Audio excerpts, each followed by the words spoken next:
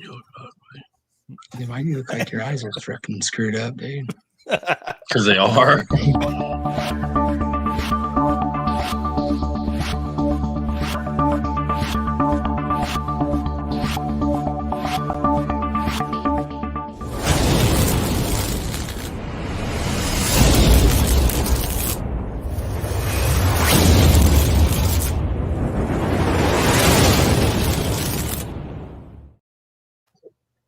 All right, everybody that's watching this, I'm going to mute you guys. That way it doesn't run over because I'm going to talk loud for a second. So here we go. We have Mid-America Customs on. If you do not follow them on Facebook, you need to do that right now. Description has the link to the Facebook and their YouTube stuff. If you haven't watched their YouTube, I was just over there literally watching it as we started this, going through some of the Race Week stuff again. Great editing, guys. I'll say that. We're going to get into a little bit of that. Great content, tons of cool cars, all that kind of stuff. If you are looking for a new channel, this is a great one to watch. They have awesome cars and awesome content. So, all right, let's get them on here. We got Adam and Nick. I think you guys have one more person that is in there all the time with you guys too, right? We got 3 now. Yeah. It used to just be me and Nick, and we've been very lucky to kind of add 3 guys over the last probably 6 or 8 months to the group, and they've been a good fit, and it's been tremendous help to the business. Yep. Got Zach. He's the video editor that we were just talking about. Then we got Ryan, which we call him Moo Moo. He's a fabricator. Then we got another wiring guy. His name's Austin. Yeah, he can do about everything too. Yep. Hell yeah, that's awesome. Wiring is a hard as hell thing, 1 to hire for, and then 2 to trust somebody to do. Yeah. Adam is our wiring guy, and he is colorblind. I'm not lying either. Sometimes I got to get a color check on stuff occasionally. Yeah. Hey, that's awesome. That's the way to go. So the reason you guys are on here, obviously, I am Rocky Mountain Race Week, hammer stories to everybody until then. So we've got about 6 weeks till Race Week 2.0. So I thought, man, wouldn't it be great to have some guys on from 1.0? And obviously, you guys enjoy turbos like I enjoy turbos out in the world. So, the Narcs card has its turbo out front. You guys have your shit up above the cab of the S10. Yep. Insanity. So I'd love to hear a little bit of the story on that, because that was tied into some TV stuff. And then also, like, how the hell does that work as you're driving down the road and these damn birds are have you cleaned bird shit off an impeller before? There was probably one close call with a bird, I think. There was one time at night this year that we were rolling along and there was a raccoon. He was standing right on the edge of the road, and I looked right into his eyes, and I'm like, "Don't do it, buddy." I thought for sure going to hit him and suck his ass right up into the top, but he kind of stood his ground on the edge, didn't move. There's a couple times you see a bird swoop down, and you're like, right. We looked at each other like, "Oh man, that was close," because like Robert he kind of gave us some shit up front about we weren't planning on running an air filter, and he's like, "If you guys hurt that thing, Papa Boo's gonna be mad at you." So we were glad it didn't happen the whole time. We got lucky for sure. We definitely did. That was gonna be so. My brother's the same way. He's like, "You've got to put a filter on front of that turbo," and I'm like, "Now our turbo's $150 GT45, so it doesn't matter." But I'm like, "No, man, it makes it so much cooler if it's just up there spinning." Oh, for sure. Yep. That's awesome. All right. Let's get into it. I'm getting some crazy feedback, so everybody that's listening, hang tight with me. I'll work out my timing as we go along here. So you obviously have a shop, Mid-America Customs. Let's talk about current projects in the shop, and then we'll get into some Race Week stuff. Okay. So right now in the shop, we have a GT, it's like a GT 350 or just a Mustang GT that was a drag week car. 2018 body style. It just got done with a 25.2 chassis from our buddies at 10 Soldiers. We're currently putting twin turbos, tubular front end, Holley FI, new brakes, fuel system. Basically, we got a bare rolling chassis of a brand new car with a big bunch of bars in it, and we're making the rest of the car. Yeah, it's actually Ford powered too, which is kind of weird. Yeah. They took the Coyote out and put a 4-valve in it, which is crazy to me. But it was in a record-holding car, so that's why he went with this motor. But got that. We got a land speed car, 5th-gen Camaro, twin-turbo, big block car in the shop, 4-speed, like NASCAR tranny. crazy wicked setup. We got finishing up a really nice third gen for a customer who ended up really becoming kind of a good friend, Dennis. It's a 86 IROC that we basically put a ZL1 drivetrain in. So 6.2 ZL1 blower that was ported by Jokers, then a 4L80 from RPM Transmission. It's got a 9-inch rear end in the back, but it's like all stock looking exterior. So it's an excellent sleeper, and it's just like a badass car to drive. You can drive it every day. Yep. Damn, and it makes great power. Awesome. Yeah. Yeah, we got a GTR in here now, just getting a few minor welding things done. We got a Fortune Camaro in here right now, getting new Dominator, suspension, you name it. Converter from Hughes, dump valve kit. Yep. Yeah. QA1 mod shocks all the way around. Really nice second gen Nova that we're finishing up. We had a friend of ours, Larry Reed. He had done some of the work on the car with the fabrication on the turbo kit, and he mini tubbed it and all that. And then they needed somebody to finish up like all the little stuff. So wiring it, we're doing that now, tuning it, getting all the accessory stuff hooked up, all the cooling system, fuel system. So it's almost done and ready to roll. There's another third gen in here. It's an LS turbo car. Like, that's kind of our theme around here for the most part. We do a lot of LS turbo stuff. The big block car and the mod motor car are the only two kind of cars oddballs I think we've ever worked on like that aren't LS. I guess besides just GTR. Yeah. Yeah. That's awesome. Yeah, we're getting into some different stuff, so it's cool. Hell yeah. So Mr. Jared K112784 says Mountain Dew for the win. Yeah. Oh, hell yeah. And then Valkyrie Racing says, hi guys. They're another Race Week family too. So okay, badass. Cool. What's up, that's fellas? awesome. So it sounds like you have a ton of badass cars in the shop. Like I think at some point I'm gonna need to make the trip up there and we just do a shop tour.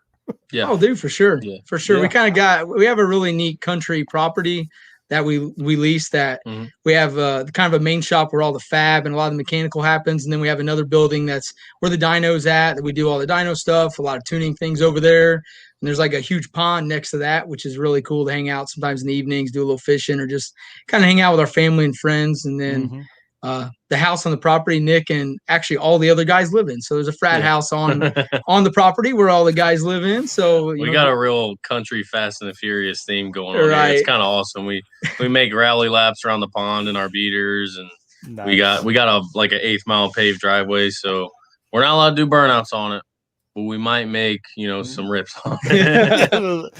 There's some hits that go down out there for sure. Yeah, you can't not do it. It's crazy, but we do got a lot of cool stuff here. Sometimes when you get in like the routine of like trying to work every day and get parts ordered, and like so you deal with the stress of some things, you kind of lose focus of what's important. And sometimes you take a deep breath and you look out in the shop and you see this vehicle that when you were a kid you never even thought you would get close to, and now you're the one that's doing all the work on it because you're doing what you do. So it's sometimes you got to reel yourself back in and realize how cool all the stuff is that we get to work on.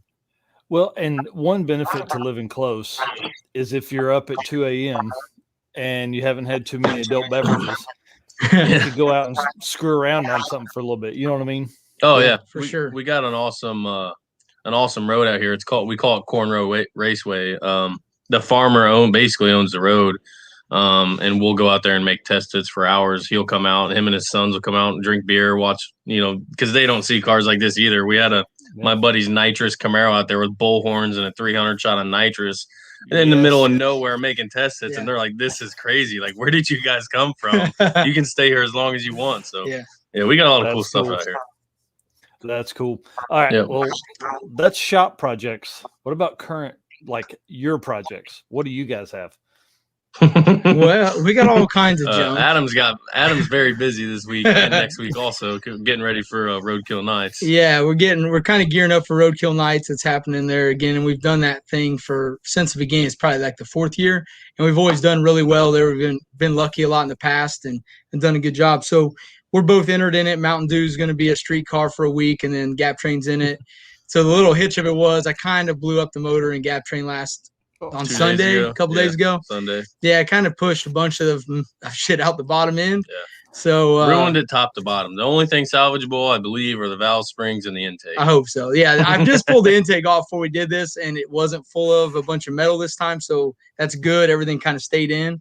So our good buddy Ron at Northwest Auto Machine, he's prepping the block up for me right now. We have a good rotator that had been sitting around for a while, and that he had previously hurt. Right. Well, we hurt the block. We kind of broke a drive shaft in the truck earlier in the year, and when it did, it was horrible. It destroyed cracked the block up to a water port. I mean, we had just got this good rod and piston motor in it, and it was like the 5th pass, and it broke the drive shaft and ripped the transmission off the motor, destroyed the block, ruined the drive shaft, was gone, knocked the exhaust damn near bashed it to death, knocked the end off the fuel pump, and it could have been really bad, to be honest, but it destroyed a lot of stuff, but it didn't burn to the ground. So I was on a streak there at the beginning of the year with the truck, kind of once we finally just got it out from being out west, and really we're starting to rip on it some.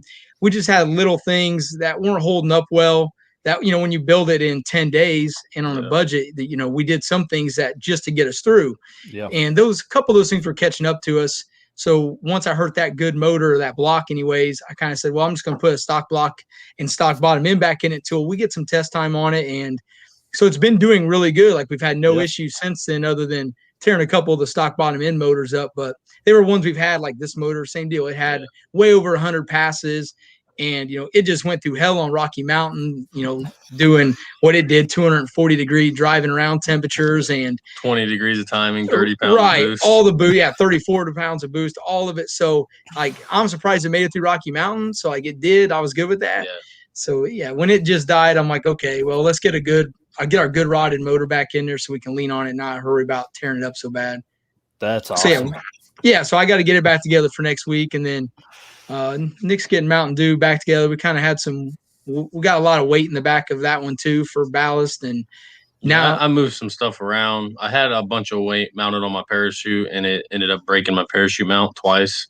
And the second time it was like a catastrophic break, broke the pipe in half, not broke the weld. So 200 pounds will do that, I guess. Yeah, 200 pounds hanging one out there to do that, I guess. But so I'm changing some stuff around on that. We're getting the car wrapped. I'm adding. I have a cooling box. I have water that runs through the motor because it's a filled block. But since we're going to roadkill, I'm adding a radiator because it runs pretty cool. It's on alcohol, but once you get the heat in it, it's hard to get the heat out of it. So a little radiator will help me a lot. Put some turn signals on it, and we're ready to go. Yeah, it needs turn signals and a horn, then it's ready to roll. Yep. So street car.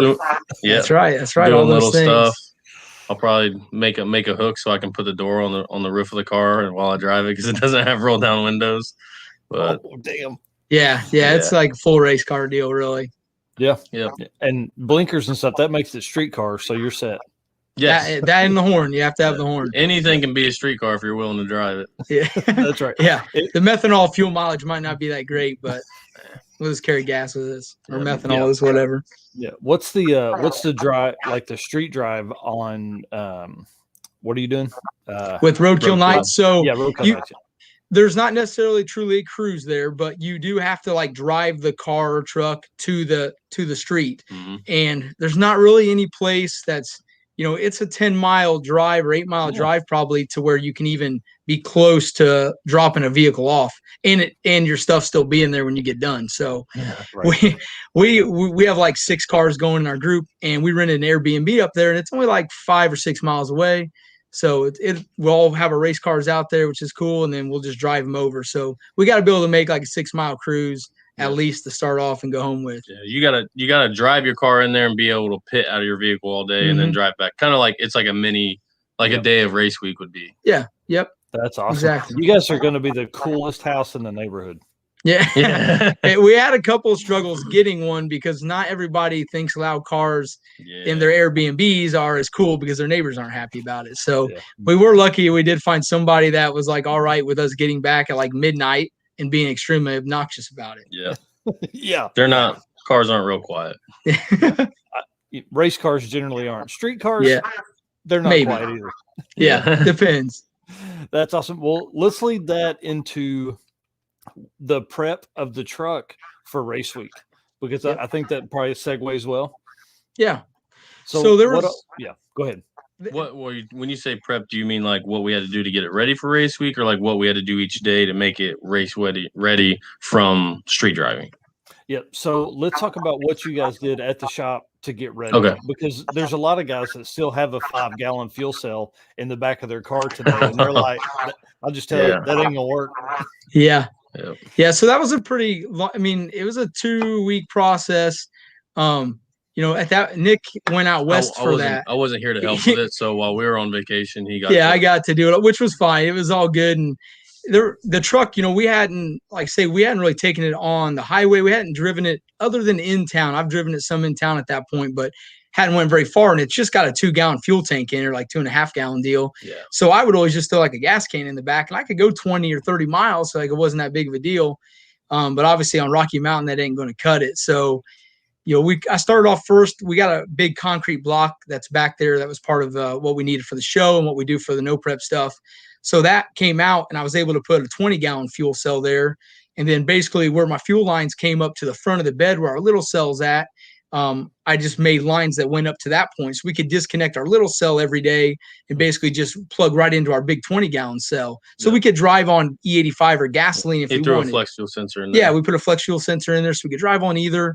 And then we had some really awesome fuel to race on when we were out there from ETS, some Z85 stuff that was really badass fuel. And it was the first time we'd used it. And they just published their article. Right, yeah. And it's very we didn't have a lot of it. So we kind of was good that we could have a separate fuel cell for racing and driving. And it was literally just unplug lines and cap them and go back and forth. And we didn't lose There was no diluting good E85 with pump gas or pump E85 or anything like that. We had this is what we raced on. This is what we drove on. Yep. So that was a big, that was a part of the big deal, was getting the fuel system ready to go out there, because the more miles you can go, like putting that 20-gallon cell in there meant we could go a really long time on either E85 or gasoline. And especially out there, E85 not very prevalent at all out west. So there was plenty of stretches where a 20-gallon fuel cell, now we could go like 130 miles plus, maybe 150, was a big deal, because we could pretty much make the whole run. We never ran out of gas. Right. We never had any issues. With how hot the road conditions are out there and how hot everything is, especially running on pump gas, your fuel gets really hot. So the more fuel we could have in the tank, it helped keep the fuel cooler, because there's a lot of guys, they've never had an issue out of their fuel pump till you go out there. Yep. Now you're boiling fuel and vapor locking everything, and everything's just super pissed off. Well, with a big fuel tank, it helps to keep a big aluminum fuel cell helps keep it cooler. Yep. We never had a passenger seat in the truck either, because no one ever rode in it. So I was able to go to the local junkyard for $50. I got a takeout seat out of an S10, and it fit right in. Like we were going to. Of course, it fit right in for him. Yeah. I'm 6'1". He's like 5'5" or something like that. That was the only weird. It doesn't weird. Exactly fit me. Yeah, it wasn't a bad. It was more of an awkward fit, because that seat sat really high compared to the Kirky. So. He's super low, extra low, and already short. I'm super high and super tall, and we just look like... It looked like Of Mice and Men with like the big guy and the little dude. That's how it really looked, like extremely exaggerated. So it was kind of a carnival act looking inside that thing. But got the seat in there so like now we could all drive and together. Now we have both of us. And then some of the other stuff that I started putting in there had to do a lot with our previous experiences, right? So phone chargers, holders. USB chargers, cup holders, because you don't think about that stuff till you're out there driving for 4 hours. You're like, dude, I ain't got anywhere to put my drink. My phone's dead. You're always on GPS too. You're always trying to GPS something, and that just, that'll drain your battery quicker than anything. Yep. Then we needed some tunes, so I put a little Razor radio in it. Real quick on that part. So the GPS stuff, they give out directions, but they're hard to follow because we don't read maps anymore. It's like go 20 miles. So the GPS so it's killing your phone, but then also do you guys have like a speedo or any way to track mileage? Yeah. He used a speedo on his phone. Yeah, I used my phone. I had a phone mount there, and I just used like a heads up GPS, the speedometer deal. And actually it was nice because it held temperature and direction and miles. Like it had tripometer or whatever you want to call that thing all day. Oh, that's awesome. So it actually worked out really good, and it was mounted right up there in front of the steering wheel, so it was very easy to read and stuff for us. Because the truck, again, different than what we've normally taken on, like drag week, race week, all that stuff. This was the farthest thing from a street truck. We never built it to be a street truck or anything, and so putting all that stuff back in it, and even the turn signals when we build it out west, I left all the wiring in it. I didn't rip any of it out because I really knew we wanted to do this event with the truck. So I left it all in there, but none of it was hooked up. So that was part of the prep and getting all that stuff like working before we left, because it was all kind of there, but none of it truly worked. So I had to get all the turn signals hooked up and working again, and high beams working and low beams working. And we put some really some LED headlights in it, because that's the same deal. You're out there in the middle of nowhere. Like, it gets dark out west when you're in some of those little towns and you're like in the middle of nowhere. Like, all you have is the moon or a couple of stars, and like headlights are a big deal, so you can see what you're getting ready to smash into. So the bummer for the other people though was like our high beam indicator thing broke like day one. So like all we had was high beams. There was no more going back to low, and those things were bright. So I apologize to anybody that got like really their eyes burnt out, but like that's all we had, so we just had to keep it rolling like that. But so those funny. Were for us, it was a lot of basic stuff getting ready. Just the things that a lot of street cars already have, and normally our street car stuff does. The truck just didn't have because it wasn't set up for it. So there was just a lot of time in getting all those things up and functional. I had to put a hitch on the back of it. We needed some way to carry. You would think with a truck, you'd have like all this room. Well, not when you put everything in the bed. Right. Yeah. Now when you put a big fuel cell, you have a radiator back there, and then we have a little fuel cell, and you had all turbos back there, right? Like, there's like no room in the truck. I feel like my Camaro had more room than the truck did back there between the back seat and the trunk. So I put a hitch on it so that we could carry around our big, like kind of a little luggage deal that goes into the hitch, and bought one of those that had sides on it, and it was like a weatherproof bag. So at least we knew we could put all our things in it. And if we got caught in a bunch of rain, that at least we wouldn't have to worry about getting wet. And we got really lucky. We didn't see rain, but that's not very normal. Yeah. We didn't have wipers, but whatever. Rain-X. And typically it rains one day out there. Oh, for sure. We had the same thing. It was dry all week. Now I figured 2.0 this year, we're not going to get that lucky. We're going to get. It's very rare that you do that. You're right. You don't get one day. And I was a little concerned. It's like our back window of the truck. It's kind of like, it's just a bunch of screwed together plexiglass. Right. There's nothing there. Really. Yes, it wasn't real scientific when we did it, and it's working, but it's not sealed up by any means. So we would have been really like wet if it would have rained on us. We would have had to lay under a bridge for a minute. That's awesome. That, and of course, there's this gigantic turbo right up here, humming in our ear all week. Yeah, it's actually really quiet back there. Yeah, the truck's quiet when you're driving it. Yeah, it's really not everything's bad. behind you. Yeah. I would not have thought that. I would have figured it would just be insanity right there in your ear. It's not that bad. If you get in the throttle, it gets a little rowdy, but just kind of cruising. So our little radio thing that I put in there, it was up full blast, but we could hear it, and there was tunes and stuff there. But you get into the throttle pretty good. It starts to make some cool airplane noises or jet noises, whatever you want to call it. Yeah, sounds like a jet, that's for sure. So some of the comments here, Brian Duke said it was cool talking to you guys during race week. Hopes to see y'all at 1.0 next year. And then Anthony Baskell Harville says, y'all could have stretched a lot longer if I wasn't behind you. I had to stop every 100 miles. Yeah, Anthony cruised with us the whole way. No, Anthony put up with us the whole time. He had to put up with us stopping every 10 minutes trying to cool the damn thing down. Yeah, Anthony was great, man. Him and CJ were awesome to hang out with all week. And they helped us a lot. They did, and nothing fazed them because the truck didn't have any real issues other than the overheating stuff. But when it had that issue, it was a pain in the ass. I mean, we had to stop it that last day or so. Man, it felt like we stopped every 10 minutes. And you're stopping, and it's the middle of the heat, middle of the day. It's 100 degrees out plus. The sun's just murdering you. We're on the side of the road, and it really, even when we were rolling, especially that last day, we were only going like 45 or 50 out there where we're on 2-lane highways. Guys are going like 80. Yeah, so everybody's pissed. Oh, dude, and poor Anthony and Eric back, they were the ones that took the brunt of it. We were like 4 cars ahead. Like, we're up there looking, we're not that bad. They're the guys that had the truckers on their ass, flipping them off, honking, getting mad. We were just kind of up there cruising, doing our thing. And so they were real troopers to hang out with us and put up with all that abuse all week.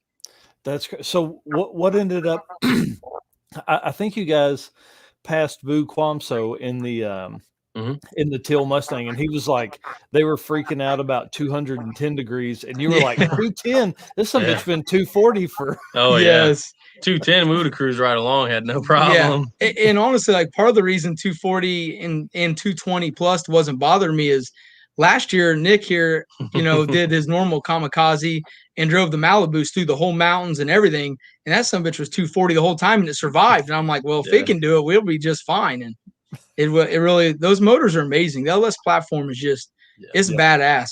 It can handle so much abuse. We did what you needed to do too. Every single day, Adam changed the oil. When we got to the track, after that oil had been beat to crap through all those heat cycles, he would change the oil. So I think when I did that with the Malibus, I never changed the oil. I just, I didn't give a shit. So when we got to the last day, my last pass, it locked up the motor. The bearings were just beat to crap because it had water oil in it. Basically, it was just there was nothing left of it. Yeah. So we learned from that, and for sure, because that is a problem that guys will run into with SBE motors, of course. And we've had guys say the same thing, like, man, it did really good. By the end of the week, though, the thing had no more oil pressure because you just when things do, even if they run somewhat normal engine temps, if you drive for 5 hours or something like that constant, things just get warm, they get heat soaked. And the oil pressure for us, I mean, we were extremely high temperatures, but we would drop down to like 15 psi where normally we'd be at 30 at idle. So it would drop down to 15 and stuff, which is just crazy.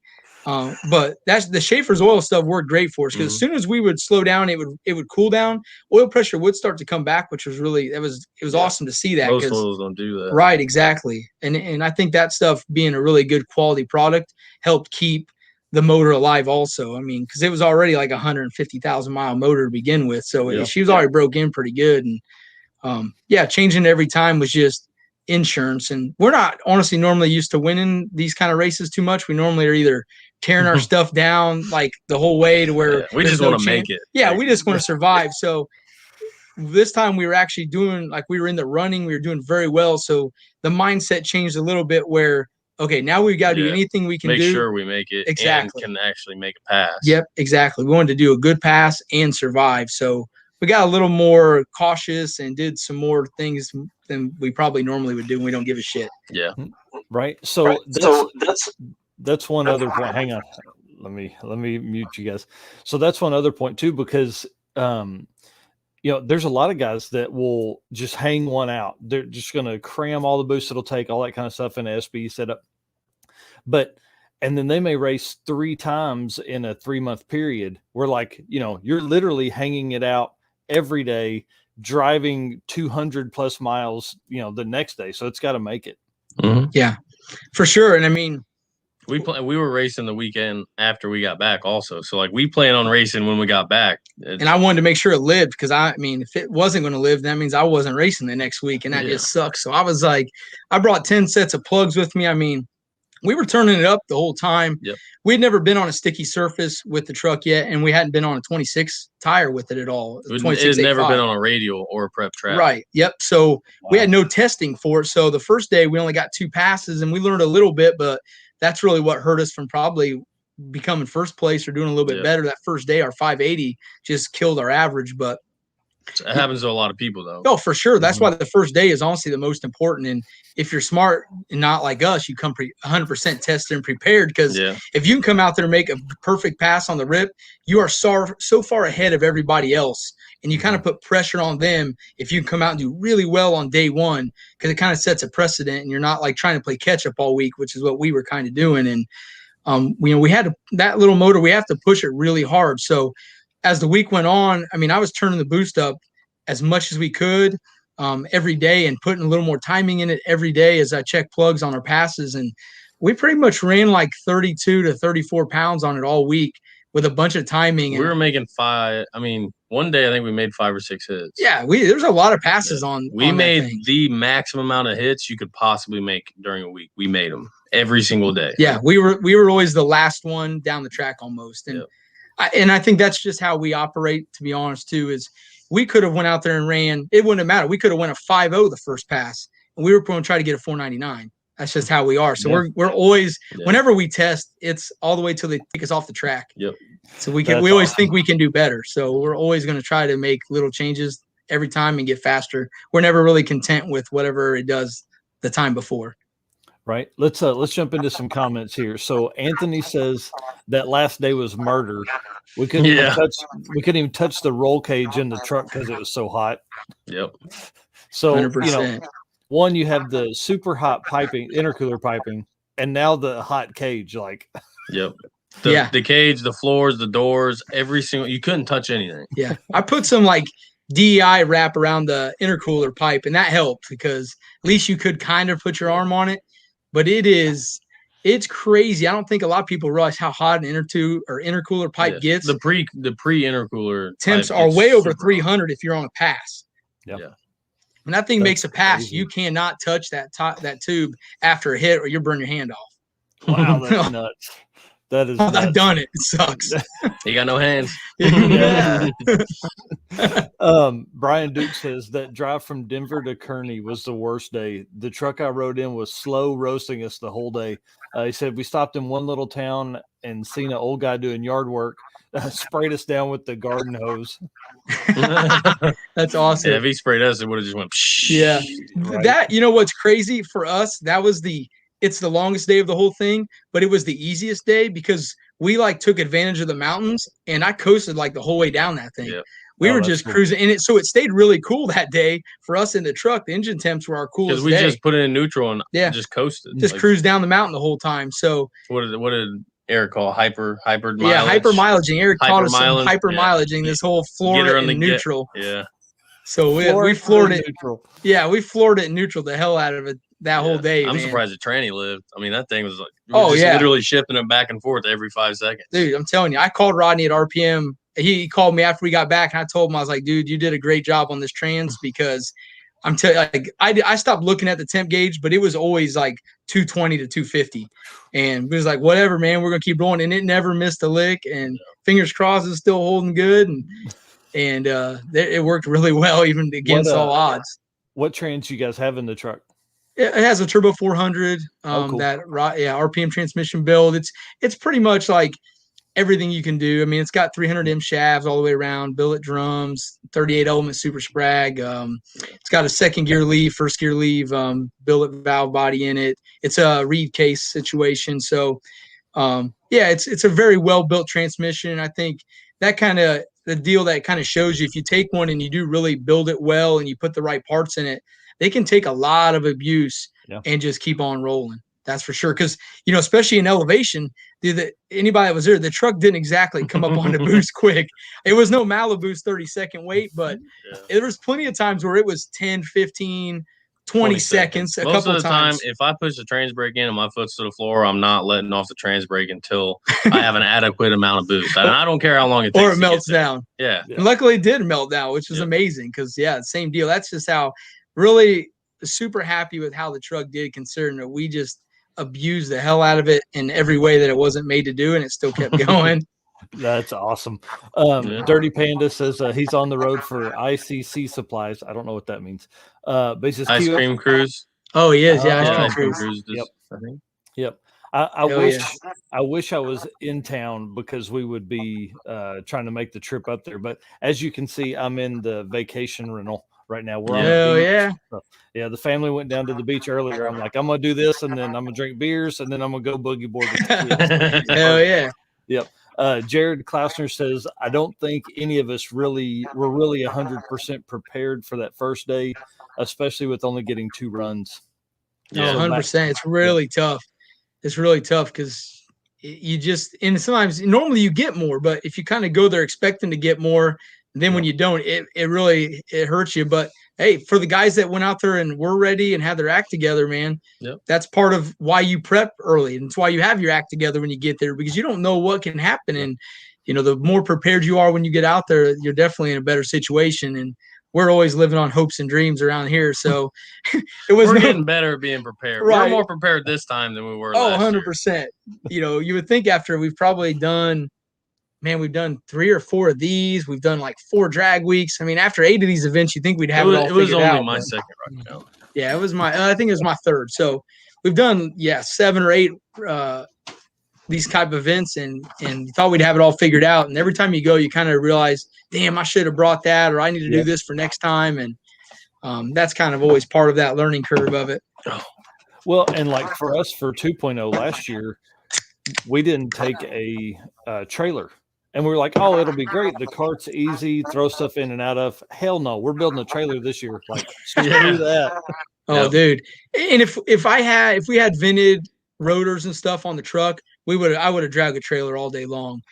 We have multiple drag week trailers from all the stuff we've done, but they don't have brakes, and the truck only has drag race brakes. So, getting pushed down the mountain by that big trailer didn't sound too much fun. So we kind of just had to do the rack, but the trailer can be way easier at the end of the day. And I'm like a hoarder overpacker anyway. So we bring on stuff we really don't need. Exactly. Most of the time, so don't bring any of the stuff we do need. And you never know. It ends up whatever you don't bring, you need, and whatever you brought, you don't ever use. But if I have a big trailer, I fill that bitch to the brim.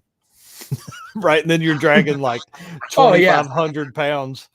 Yeah, and you got to unpack it all to get to the one thing you need. Exactly. The stuff you do use all the way at the front. So those guys, that's what's really neat to see. The guys that build their own trailers, it's really cool because they normally make them so that you don't have those difficulties. You can get to anything, anywhere in the trailer at all times because, you unpack one 2 or 3 times a day sometimes. It sucks. Over it. Yes. Yep. Things start out really nice and organized and neat, and then by the end, you're just like, get in there. I don't give a crap. Just fall in there and let's roll out. Be done. Yes. We realized we were making passes the last 2 days and had the canopy, just the carrier it comes in or whatever, the little zipper thing. Yeah. It was just in the trunk of the cart. We're just making passes.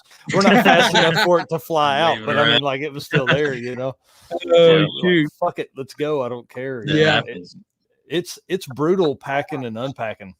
It is. Go ahead.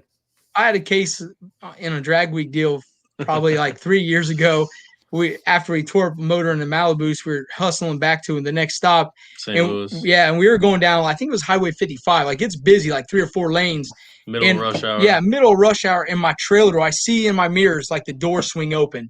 I'm like, oh shit, dude, yard sale right onto the highway. All of our shit just fell out the back. Yep. We had to pull over. I told my son, don't get out of the car. And my co-pilot, Bean, was with me, and we just like played frog or run out there. And my clothes and stuff were all in the car, but man, his were out there in his bag, just like RVs running it over and stuff.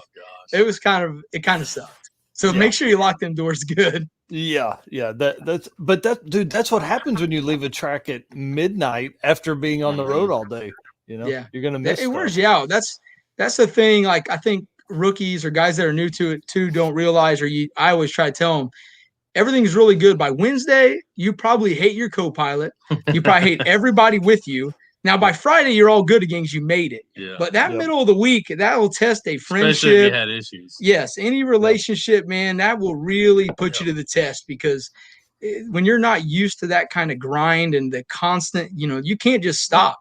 You're always going. So when you have problems, stopping's not, it's not going to happen. So you have to just keep grinding at it. Every race week or drag week we've done has been with, I had my own car. He had his own car. We had our own co-pilots. Luckily, Mike Pryka went with me and my buddy Wesley Butler went with me, and we get along great. Everything was good.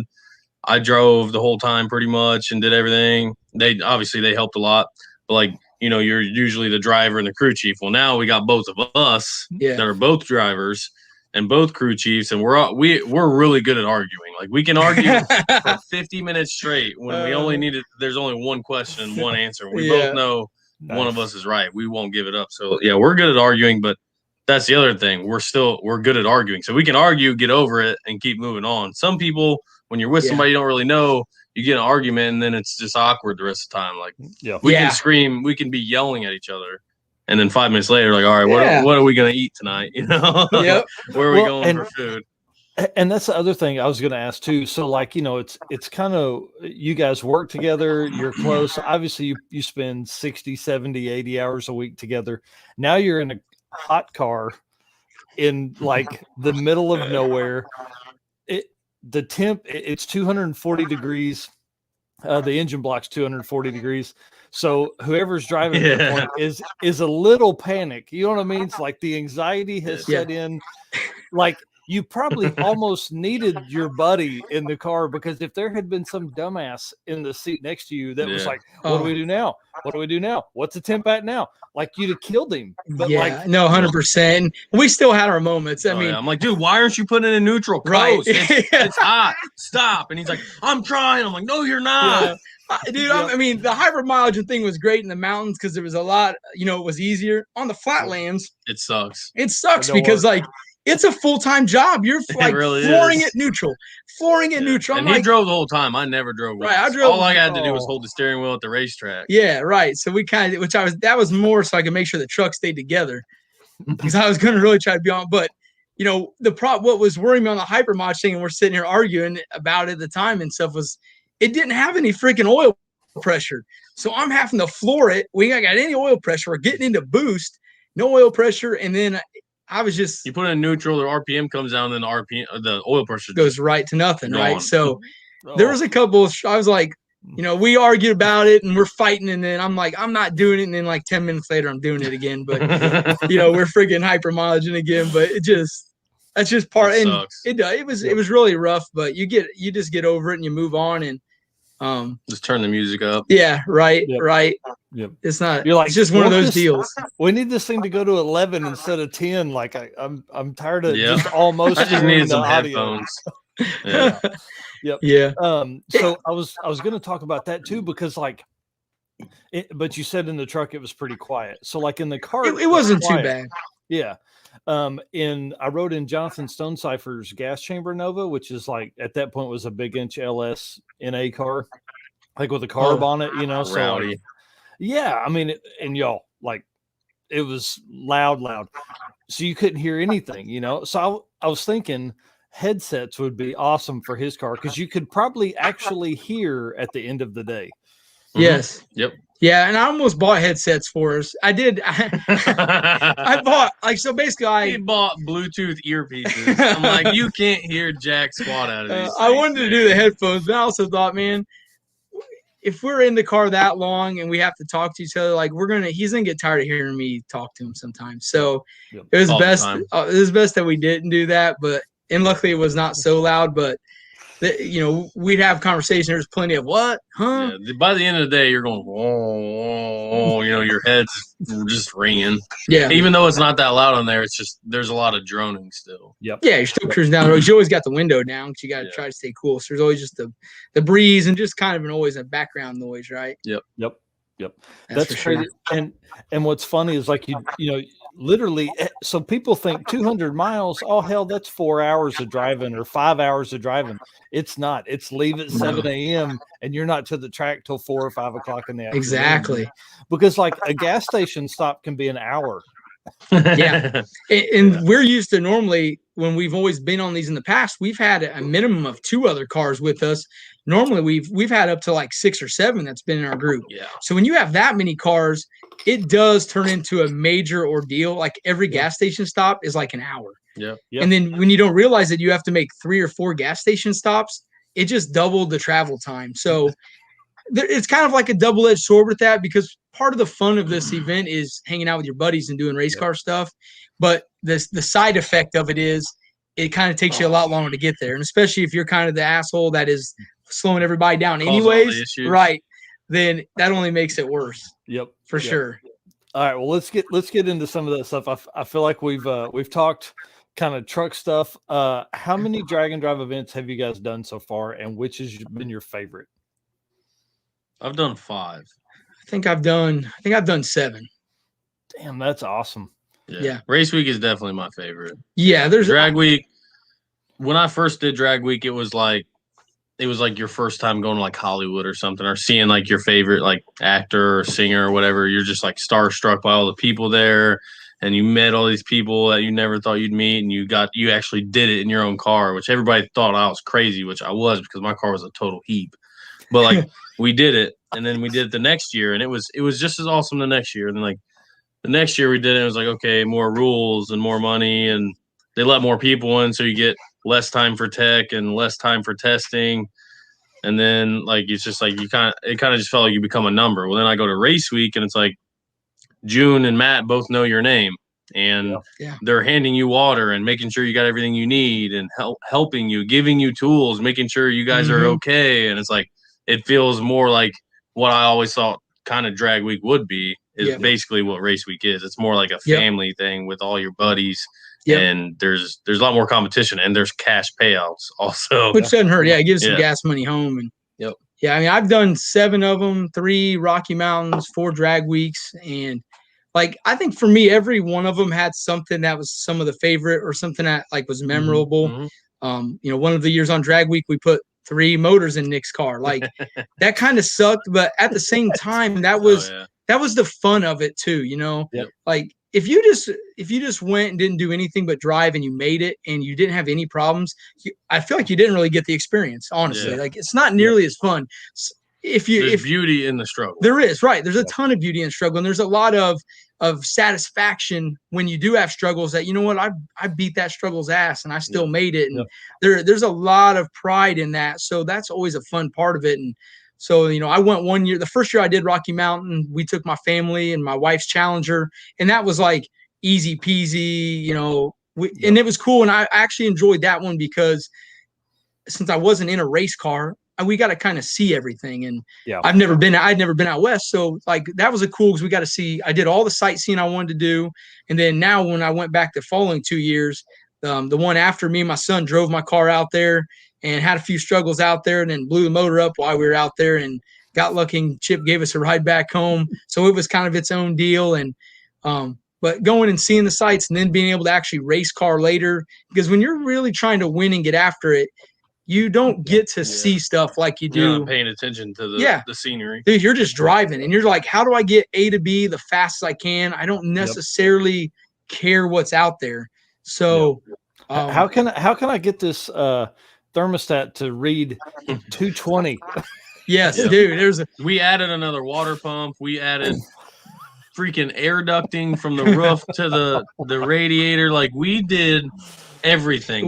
We tried running different size lines. We put springs in the lines. We literally have 2 of the best electric water pumps you can buy on the truck, and it still runs hot. Everything we did made it a little worse. Yeah, which is what is really messed up. And I was super optimistic till the end. Every time we did something, I'm like, "Oh, dude, this is gonna take care of it. It. That was fine. It. Oh my god, we're fine. It's gonna be okay." And it was worse. Then by the 7th thing we tried, I'm like, oh, dude, I don't think it's going to be better. Screw it. And it just wasn't. Whatever. We just lived with it. We just drove 40 mile an hour for 100 miles and had everybody pissed off behind us and screw it. But we just got to survive. There was some time during the last day when it was 107 and we're driving. I didn't think we were going to make it because I'm just like, how 40 mile an hour and we're 240 on the temp gauge. We're never going to get there. And it's steadily climbing. Yeah, right. It wasn't like it would even hold there. If I started to go faster, it would just keep on going. So I'd have to slow down even more, and we'd have to stop more often, like every half an hour. And we pulled the hood off the thing. That was the thing too. Like, we'll pull the hood off. That'll probably help. Nope. Didn't even go down 1 degree. No. You would think that would have done it. Like, I put a diaper on it for the whole week because I knew we were going to get after it. And if it blew up, I didn't want to be that guy again this time to oil the track down. Plus, it really makes a mess for the whole truck anyways. But so we drove on that for like the first 2 days. And I'm thinking by the 3rd day, I'm like, oh, dude, that diaper's the whole problem. Like we're heating the oil up and it's heating the water up. I'll pull this off. We'll be good to go. Didn't make a difference. Went hotter. How do you take the diaper off the motor and it runs hotter? Got hotter. Yeah, just nothing made it. So we really haven't messed with trying to make it cooler yet or like figured out what the problem is. Because if you're not driving on the highway for 15 or 30 miles, it never gets above 160. But it's just that you can't even get the thing to get warm. Right. I have to let it warm up. Yes, exactly. So it's really we've crazy. Got the worst of both worlds right now. Yeah, nice. Can't get it warm, can't keep it cool. Yep. Yeah, that's hilarious. Yeah. All right, so let's get into some 1.0 stuff. Favorite day of the week? Man, mine was definitely the Denver to Kearney trip, just because I like the mountains like that. Whatever day it was, we got back to that one hotel when we drank a bunch of beer. That was definitely my favorite day. Where were we at there? No, man, I don't know, because We got there. We got to a hotel early once, which we're not totally used to. Because it was a drive day. So it was still light out. So it Oh, was it was when we were at Pueblo, we ran a 542, which we didn't even think the truck could go that fast. But we got the 542 and it was doing great. The next day was a drive day, and it did okay during the drive day. And we got to the hotel early, and we drank beer, and we got Taco Bell. It was awesome. So that definitely was my favorite because we were on a high. You know, it was the middle of the week.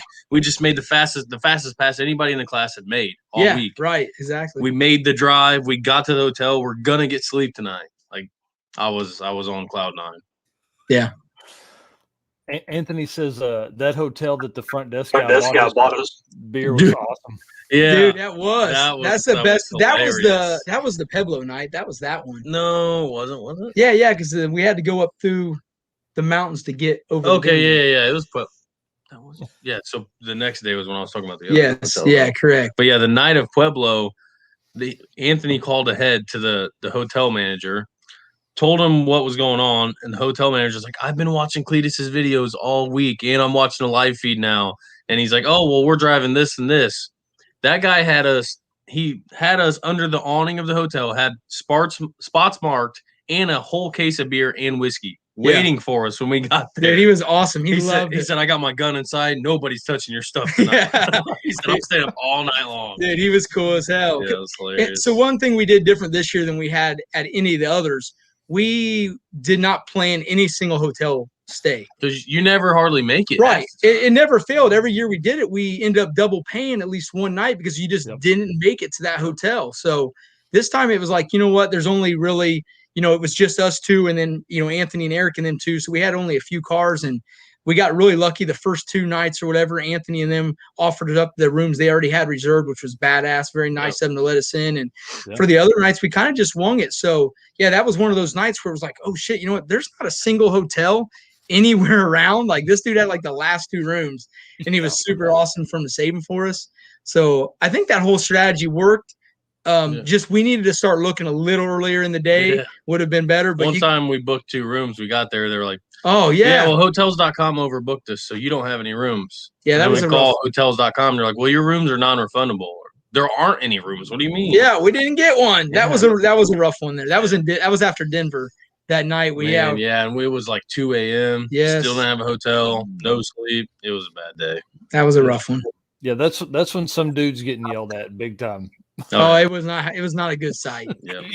Then we found the only hotel that had rooms was the most expensive hotel there. Yes. And we got there and Eric realized he forgot his bag outside the other hotel. Yeah.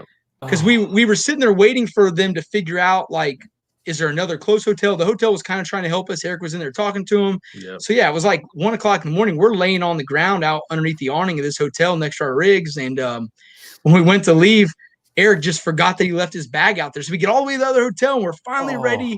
Like the lady she was a little different at that. She had a lot to say to us. So we had a freaking 45-minute talking experience with her to even get the room. And we're just wanting to get a shower and go to bed. Yep.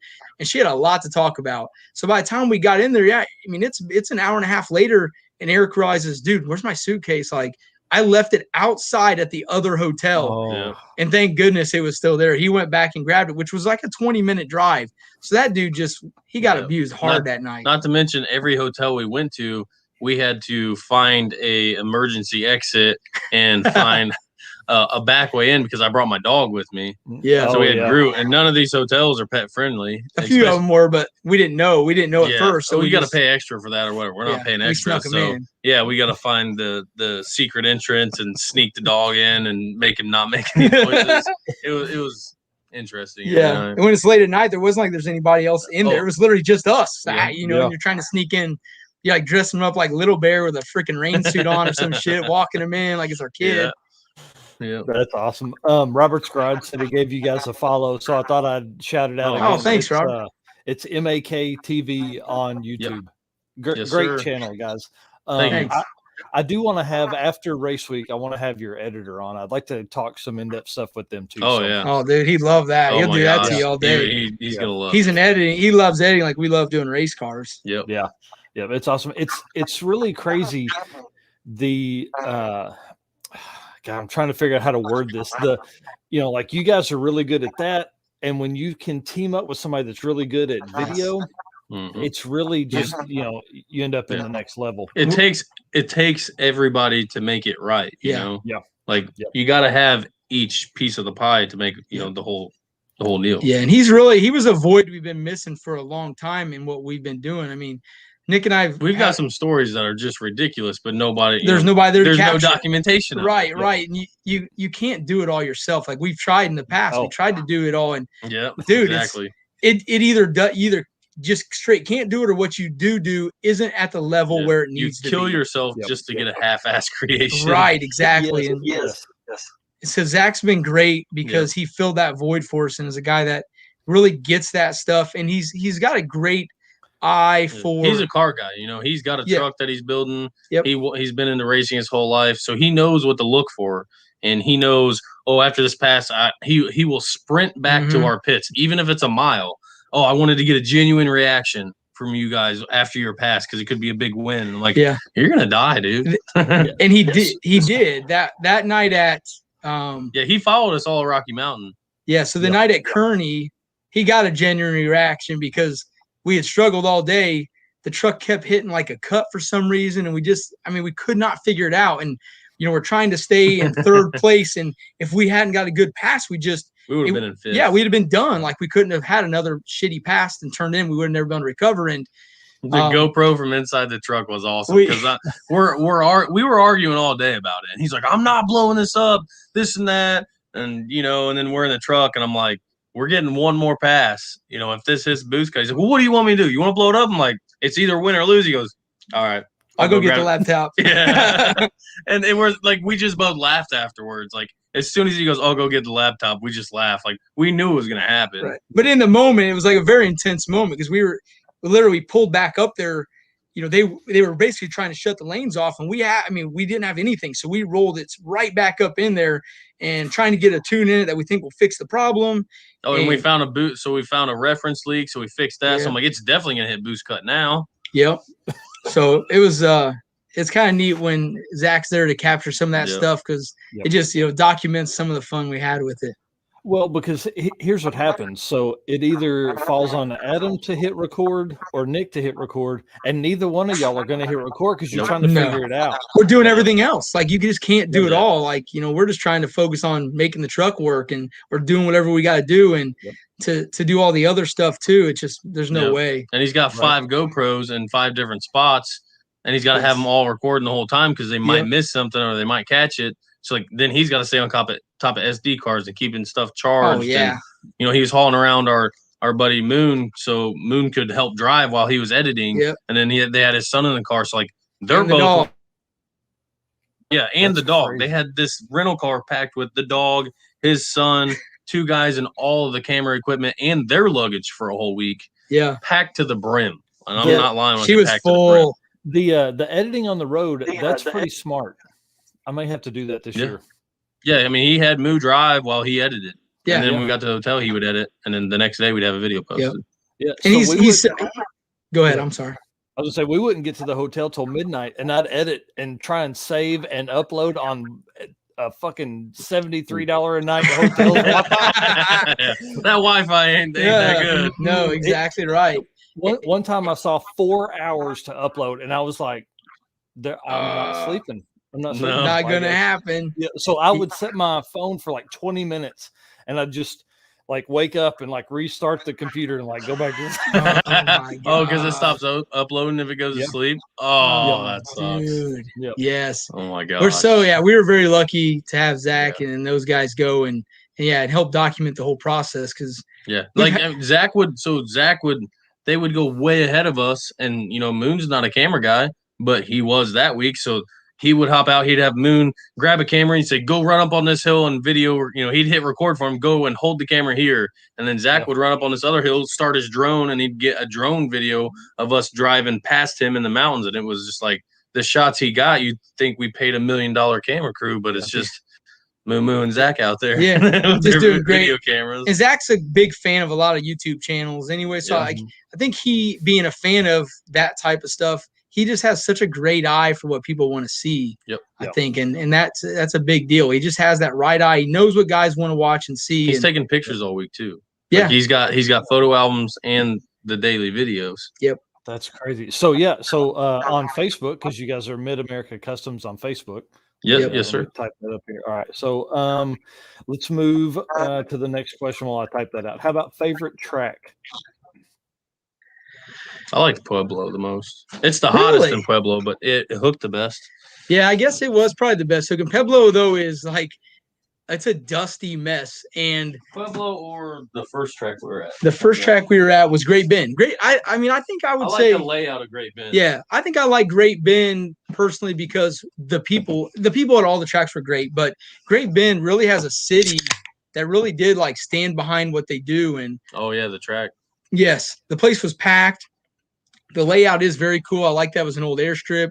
It's definitely a very neat place to race at. They all kind of have their unique thing.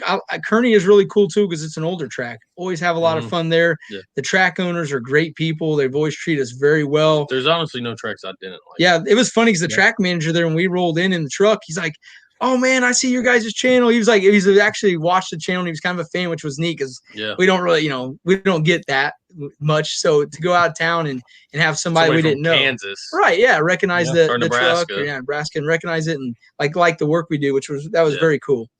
That's cool. It's always awesome getting the. Oh man, you guys have it. I've been watching your channel forever. That's always cool. Well, we see a lot of things are just numbers these days. So like you see, oh, well, we don't have this amount of subscribers or get this amount of views, and you think we're not really doing anything. Well, then we go to Kansas or Nebraska, and our buddy Sean Bumper Wilson, he's a big part of our business. We work hand in hand with him all the time, and he takes his car to the car wash every day, or every week. The guy that owns the car wash is there one week. He's like, "So what do you do with this car? I see you come in here every week. Obviously, it's a race car. What do you do?" He's like, "Oh, well, look up this YouTube channel." He goes back the next week, and dude's like, "I had no idea you guys do all this racing, and the videos are so awesome. Let me give you free car washes. That's so great. Like, I'm gonna tell my friends." And then like people hit him up, and they're like, "We saw you guys tune the truck or Mountain Dew on the dyno, and we liked how you did it. So we had our buddy Andrew Blanton came from Missouri." Brought his car all the way from Missouri just so him and Sean could tune it and help set it up just because he saw them on YouTube. Like you don't understand the impact it has unless you really look at it. Yeah, you see some of those connections happen. You really didn't realize were going to happen. Yep. And I mean, like as far as you guys owning a business, and I want to have a business conversation after race week, right? But you guys, like owning a business, I mean, it's just another channel for SEOs, search engine stuff for people to find the other shop that can do the level of stuff you can do and take their car to have it built or finished. I think finish is probably a big thing for folks in the future, People don't understand really how much work there's just as much, if not more work in finishing a car than there is getting the chassis done. Like somebody pays a big chunk of change to have a good chassis, and you're like, okay, I got the big part of the way. You're like, no, bud, you're not even halfway there yet. Nickel and dime stuff's coming. Yeah, man. I mean, you can spend $2,000 on fuel fittings. Yeah, easy. Yeah. Things are so much more. Every day they get a little more expensive too, and some of that stuff has really went through the roof recently. And and when you build a car for like this type of event, a drag and drive event, it inherently means you're going to spend a little bit of money because that's a grueling test on a car. And there's a lot that goes into making one live and last. And until you do it and you've put them through it, you don't always know some of those things you need to deal with. Yeah. And we honestly run into that sometimes with customers because we are the mechanics. So there's certain things we're like, oh, we'll be good. Because if it breaks, we'll fix it on the road. But then you get a customer car, you're like, I'm not going to guarantee anything. So we're going to buy the best parts and do it the right way and do it this way and make it nice so it's going to last. And they're like, well, I saw you guys do this sometimes or whatever. Or, you swapped an engine in 3 hours on drag week. And I'm like, no, that you don't understand. That's a way different deal than what we would do to your car because we're just making it live to get us through another day there. Your car, we make your car so that you never have to work on it because you may not be able to do the same work we do. No. So it needs to last no matter what. And it's really been good because those kind of events have allowed us to kind of focus on parts that will take a beating and survive. Yeah. So we have when we build cars, a lot of times we build them around the parts that we've used in our own experiences. Certain things we won't budge on. No, this is it's getting this. Fuel not, we're system's not a big one with cars. Like fuel system is just as important as cooling system on drag weeks type cars, for sure. Especially out west where there's elevation and a lot of heat. The tendency to want to vapor lock and stuff is a big deal. And guys that run big single pumps, man, it just is really a tough life out there. And the year before last with Travis, our good friend Travis Martin, and then Eric, man, me and Nick didn't have a single problem. Those guys were just fuel pump death they were doing to us what we did to Anthony this year. Like we'd have to stop every half an hour so their fuel cool down. Yes. Yep. And we ran, our pumps that we ran in ours, we ran because they've always worked for us, and they're very good for these type of events, and it keeps fuel cool and works. So So, and I think that's probably one thing people don't understand, and we'll move on. Like we're getting deep here, but like a big, like a 525 or 450 pump, yes, it'll get you there, but like 255s running one during the day would be a lot better. Exactly right, 100%. Yeah, we run Holly Dominator pumps, and some people will cuss them, and we've never had an issue with any of them. No, and we've used them since day one, and we kind of seen it back in the day when we started doing it on drag week. What you would see, the first one I ever did in like 14, it was kind of like this weather. It was 100 degrees out every day, and the guys that had the big A1000s, the big Magna Fuel stuff, they were on the side of the road like 2 hours in because you couldn't touch a fuel tank. It was on fire. And so, we personally have used a lot of the Holley twin billet pumps because we can run one little pump all day, never gets the fuel too hot, and we need the second pump for boost. Just kicks her on with the output, and she's good to go. And we always try to kind of turn that on to our customers that are streetcar guys, or they're going to put a lot of miles on them because we know they last because we've done the testing ourselves. And that's a big part of it. I don't know why I get such a feedback from you. I think it's on the microphone there. All right, so let's talk favorite cars. Maybe we need to turn it down. Yeah, let's turn. I didn't even think about having the speaker on his computer, maybe feedback. Yeah, through the microphone. I'm sure it's a little bit of feedback, but how about favorite other cars, like favorite cars of other people? Man, there's a lot. Ryan Saki's car. Yeah, very pretty. First gen Camaro. Nice. First gen Camaro. The Heap. I like the Heap, the Jeep. Like, it's not really my favorite truck, but like how consistent it was and how fast it is, like that made me like that truck. Like, I don't really care about looks. I care about fast. So something that's consistently fast and that works good, like I'm a fan of it. Yeah. There's so many badass cars on them, and they all have there's maybe different ways that they're really badass, whether they're really nice and have all these like cool features that make it really cool to drive around on the street because maybe they still got air conditioning, but they make 1,500 horse, or they still got an awesome radio in them, which is really cool for the drive, or things that are just straight out fast every day, and they may have no other amenities, but they're just raw and rowdy and nothing but sound and fast. Those are badass. There's this blower Chevy too, and it would leave wheels up. It would go to the left, and the dude would never lift, and he was just driving that thing all over the track. Yeah, it was I don't even like gassers. I'm like, I like that gasser. I like it a lot because it was fast, and that dude I'd like to shake his hand. That dude can drive. He was wheeling the shit out of it all week. Yep, that's awesome. For sure. And what's crazy is typically you would never meet that dude. Exactly. That guy may be from Colorado or whatever. Making the trip to you guys or you guys making out there, it's not going to happen unless at an event like this. So that's cool. And that's how I think these events, for me, that's what brings me back to them. And I think it brings a lot of the guys back to the same deal, is because then that's when you meet these same friends. You get once a year to meet them. Yeah, you see them every year, and you're used to doing that, and it's a camaraderie thing there. It's like PRI every year. It is one big party. Yep. And Facebook makes some of that stuff a little easier now, but 10 years ago, before there was that, this was kind of like the way you got to see all these dudes from far away. Yep. That's the only time you've seen them. And say we're racing in Kansas, or we're racing in, we know a guy in Canada. What if we go racing in Canada or something? We're like, dude, we need somewhere to stay. Like, oh, well, these people from Rocky Mountain. They're like, oh, we got a spare bedroom. Use our shop. Like, there's so many people we know in so many different places now. Because of it. Just because of events like this. Yep. Yeah, that's awesome. And you meet a lot of really cool people along the way that are just locals in all those little towns. Because all those little towns, like what is really neat on the Rocky Mountain Race Week thing too, is they really take you through some places that look like they haven't changed since the 50s. Yeah. And it's really awesome. Like, I love all the nostalgic stuff. And a lot of the people in those little towns will do anything to help you out. Like they'll give you the last, shirt off their back or whatever you want to say. And you meet so many great people along the way every time. It's so awesome. Yep, especially to figure out that people like that still exist. Because sometimes you watch you watch the news, or you get drugged down with all the stuff that is on Facebook occasionally, and you forget there really are a lot of like great people still in the world, and in these little towns especially, that'll do anything for you. Yeah, and what's cool is like I think I was talking to Eric about it too. Was like, how do you make those little gas stations? That's the dude that owns it, lives in it. Yeah, he's in it all day. How do you get that guy, to know about Race Week is coming, so he can do some kind of sign out front or lemonade stand or something to draw everybody in, and he'll have the biggest day he's ever had.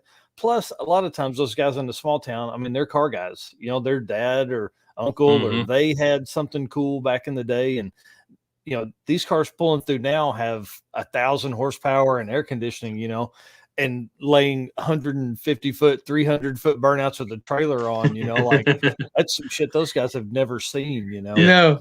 They would have never even thought back in the day that a vehicle could do that. And a lot of them I don't think even realize, because you always get that guy that comes up, oh man, I had one of these, just like it. Had one just like it. It's like it was a little meaner though. It sounded a little healthier, but yours is all right. Yeah, right. Yeah, it was just like it, except it was exactly the opposite. But all right, no problem, dude. You get that lie. I always laugh when somebody says that.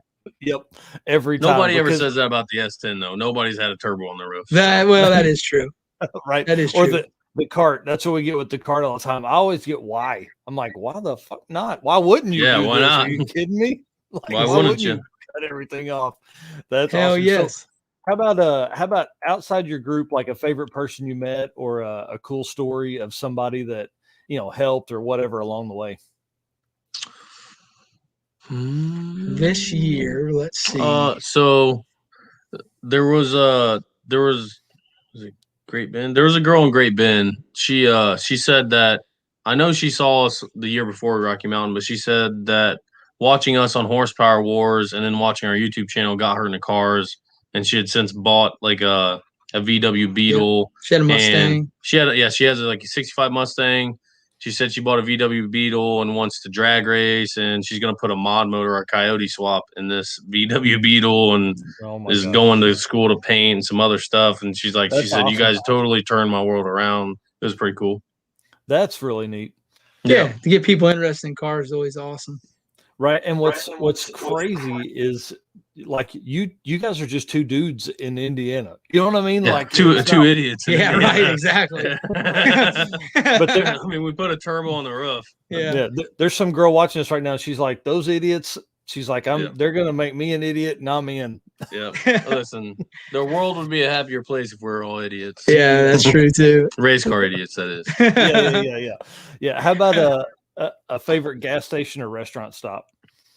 Any cool stories from those? Let's see. Should have already thought of this ahead of time. I didn't know these were going to be questions. I wasn't prepared.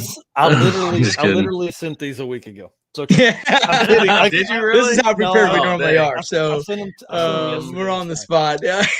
I think that place we stopped at, it was not open anymore, but there was an old gas station there that was closed down where we had to fix a turbo drain on the truck. We might have used some of their spare parts they had laying around. Right. We might have left them some spare parts. Might have left them a little bit of stuff. And some old guy. That was where there was an old guy that pulled up too. And oh my gosh. He's like, y'all going to where? We're like, Great Bend. He's like, it's that way. You're not going to make it. Yeah. And we're like, listen, we got directions. Like, you ain't gonna make it, boys. No, he was dead set on like he was mad at us. Yeah, he was. You ain't going the right way. You gotta be there by 3. Don't you go that way. Ain't gonna make it. Oh my God.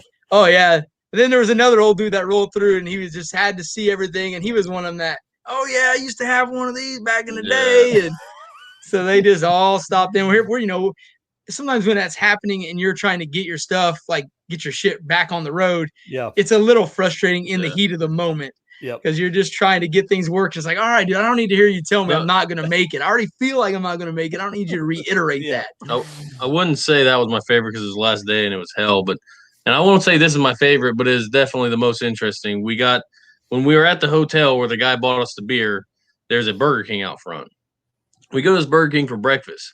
This dude pulls up in like an old Dakota or something, parks in the middle of the parking lot, not a parking spot or anything, gets out, no shirt on, nothing, walks right in that place, grabs a cup, goes over to the freaking Coca-Cola machine, gets him a drink, and just walks right out, drinks it, throws it on the ground, and then just goes out and sits in his truck. I'm like, is this dude gonna rob this place, or is he just does he just run this town? Yeah, and I'm like, it was the weirdest thing ever. That's awesome. Can't even explain it. Yeah, that's awesome. Randy Kane says, "Heck yeah, heap love." Oh yeah, Randy's the. I feel like Randy could go a lot faster. I feel like he took it easy on us. He didn't even look like he was trying hard. Randy also saved the day and gave me his. He contacted his tranny builder and gave me his old input shaft for a glide when I broke my input shaft in the Malibus the year before, so I could keep going. So yeah, he's a great guy. Yeah, we were chasing him all week trying to get his ass. Yeah. I was secretly hoping Randy didn't make fast passes all week. No, nothing against Randy. I think he could have went faster. Oh yeah, he was doing little like power wheelies, like dribbling the tire the whole pass. That thing is fast. Yeah, that's crazy. And what's the wheelbase on that thing, Randy? Tell us what's the wheelbase on that, because I can only imagine the sketch city of that thing. Dude, exactly right. I mean, there's no margin for error. You turn a little too much, you're like spin out if you're lucky, or you're into the wall. You got little baby 235s on it. Yes, that thing it makes steam too. It is an absolute animal. It is. Yeah. How about some roadside repairs? I mean, I know you guys have talked a little bit about extra electric water pumps and all that kind of stuff. Yeah, I mean the air ducts was our first air ducts was fun. Attempted solution to the cooling problems. We thought with the radiator in the back, we thought we just had a dead air situation. So we rolled into the old Home Depot, parked right in like the contractor area. I'm like, dude, it's hot out. We're gonna park right in pulled up in the they're like out there loading people's vans and shit in. I just roll in there. And they're like looking at us like, what are you guys doing, man? They were duct taping the ducts on the roof. Stop right there, get in the shade, and they went in and bought a bunch of stuff. But just like everywhere you go, you find out like everybody there loves cars. So just if you think everybody's going to be mad at you because you have a loud, rowdy looking piece of junk, they come out and they actually love cars and they like stuff that looks stupid even better. Yep. So we had, so we were great. They loved us. We looked stupid. Yeah, we were right on key on that one. So there's a couple of the guys that came out and were looking at the truck and showing us what they had at home or whatever. And I'm like, we're good right here, right? And they're like, oh yeah, no problem. And so, always roll into those deals thinking we're going to get ourselves in trouble. And most time, all the people are just awesome. I would say the funniest one was when we pulled over to the AutoZone and the guy, as soon as we left, the guy had commented on our YouTube, said, you guys just came through my AutoZone. Oh, yeah. But we're out in the parking lot and like, we're trying to drain all the water because we're putting a spring in one of the lines. And I was trying to like blow the water out. Well, it backfired on me. And I ended up getting a fire hose straight to the face, basically, of hot antifreeze or water wetter / hot water. It was amazing. Yeah. Very refreshing. Everybody should try it.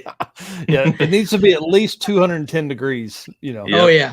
That was a nice thing. Like when we did pull over, we'd let electric water pump and 4,000 CFM of fan. Right. That thing would cool down to like 100 degrees in 15 minutes. It'd be down to nothing and we'd start cruising again. So that was definitely helpful. For some reason, once you get RPM in the thing, it's pissed off. No good. We had some crazy. Yeah, I know. I think we cut the bed also and bent the bed down to try to scoop air in. Yeah.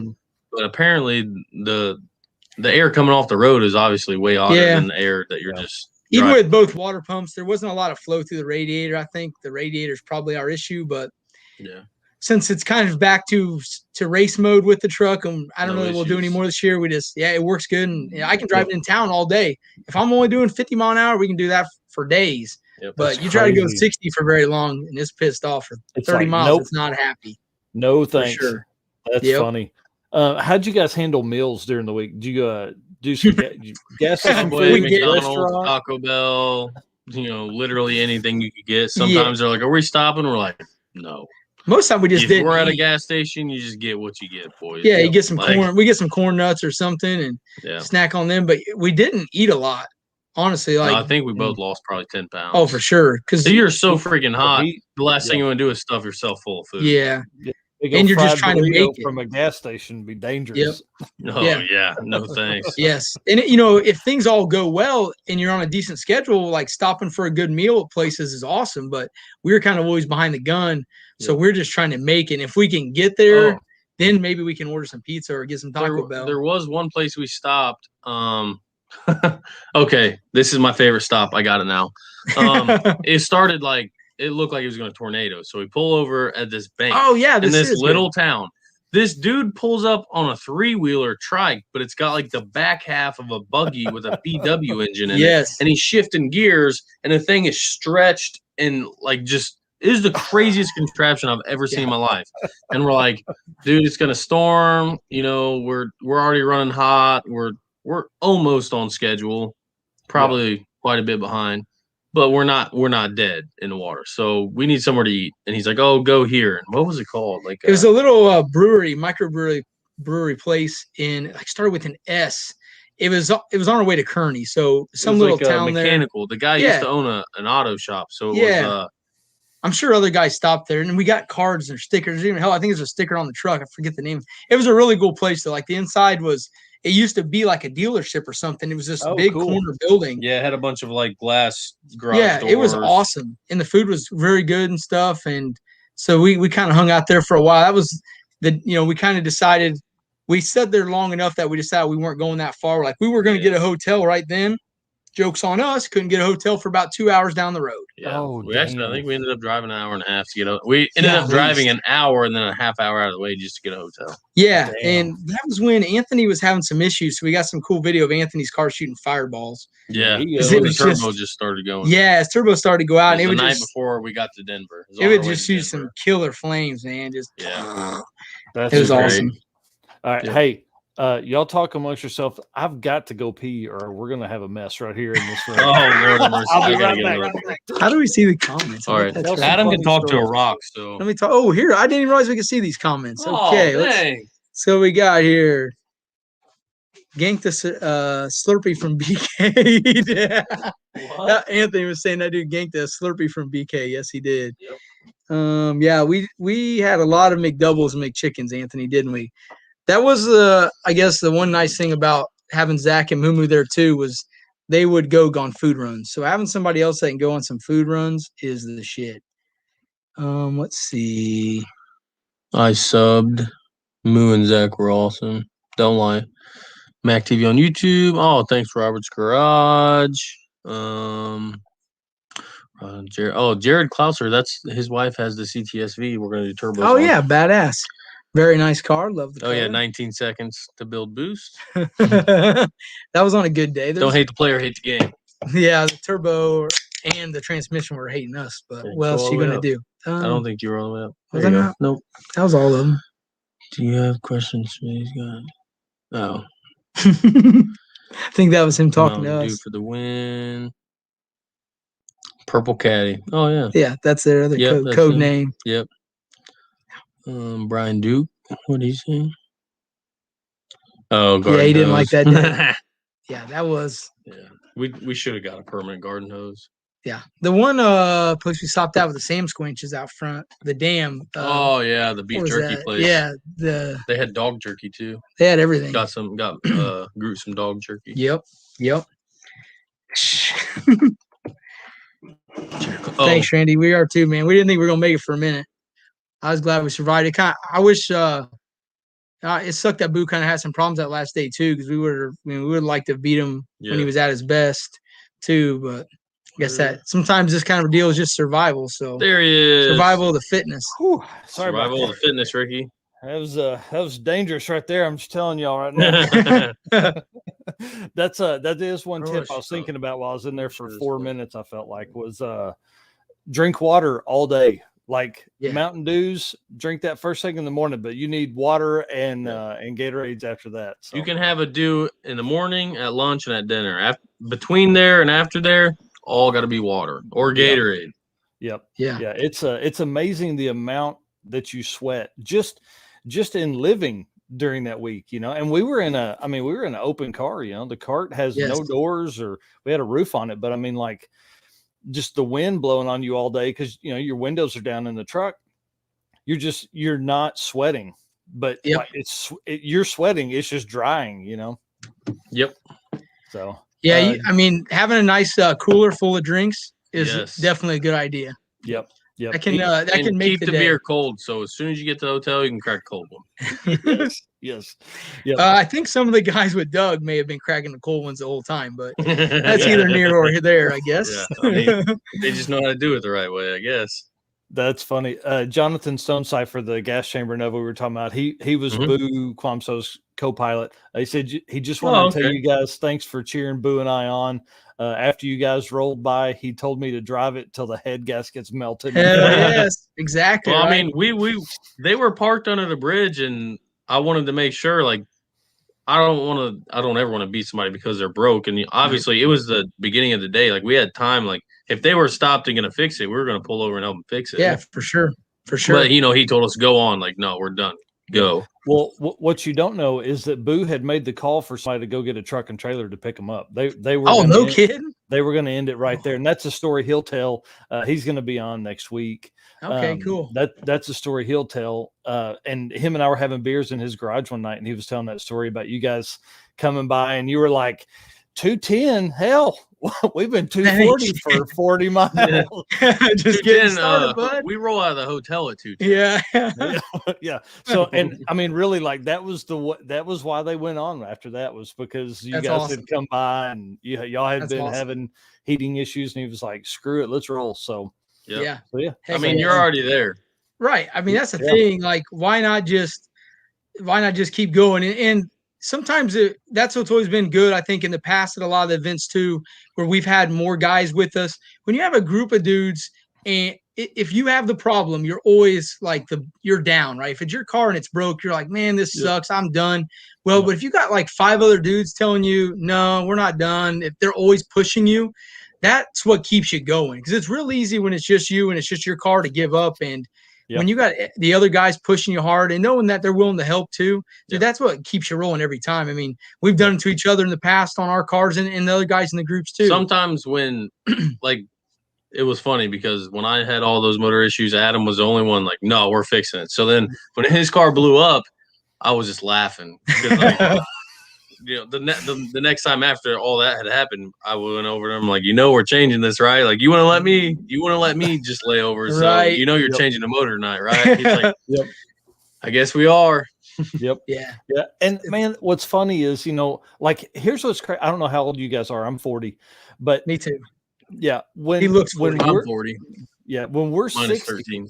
We're going to be those old bastards that are like at the gas station. Oh yeah, I put a turbo on an LS motor back in the day. And these kids in their Teslas are going to be like, whatever, Grandpa.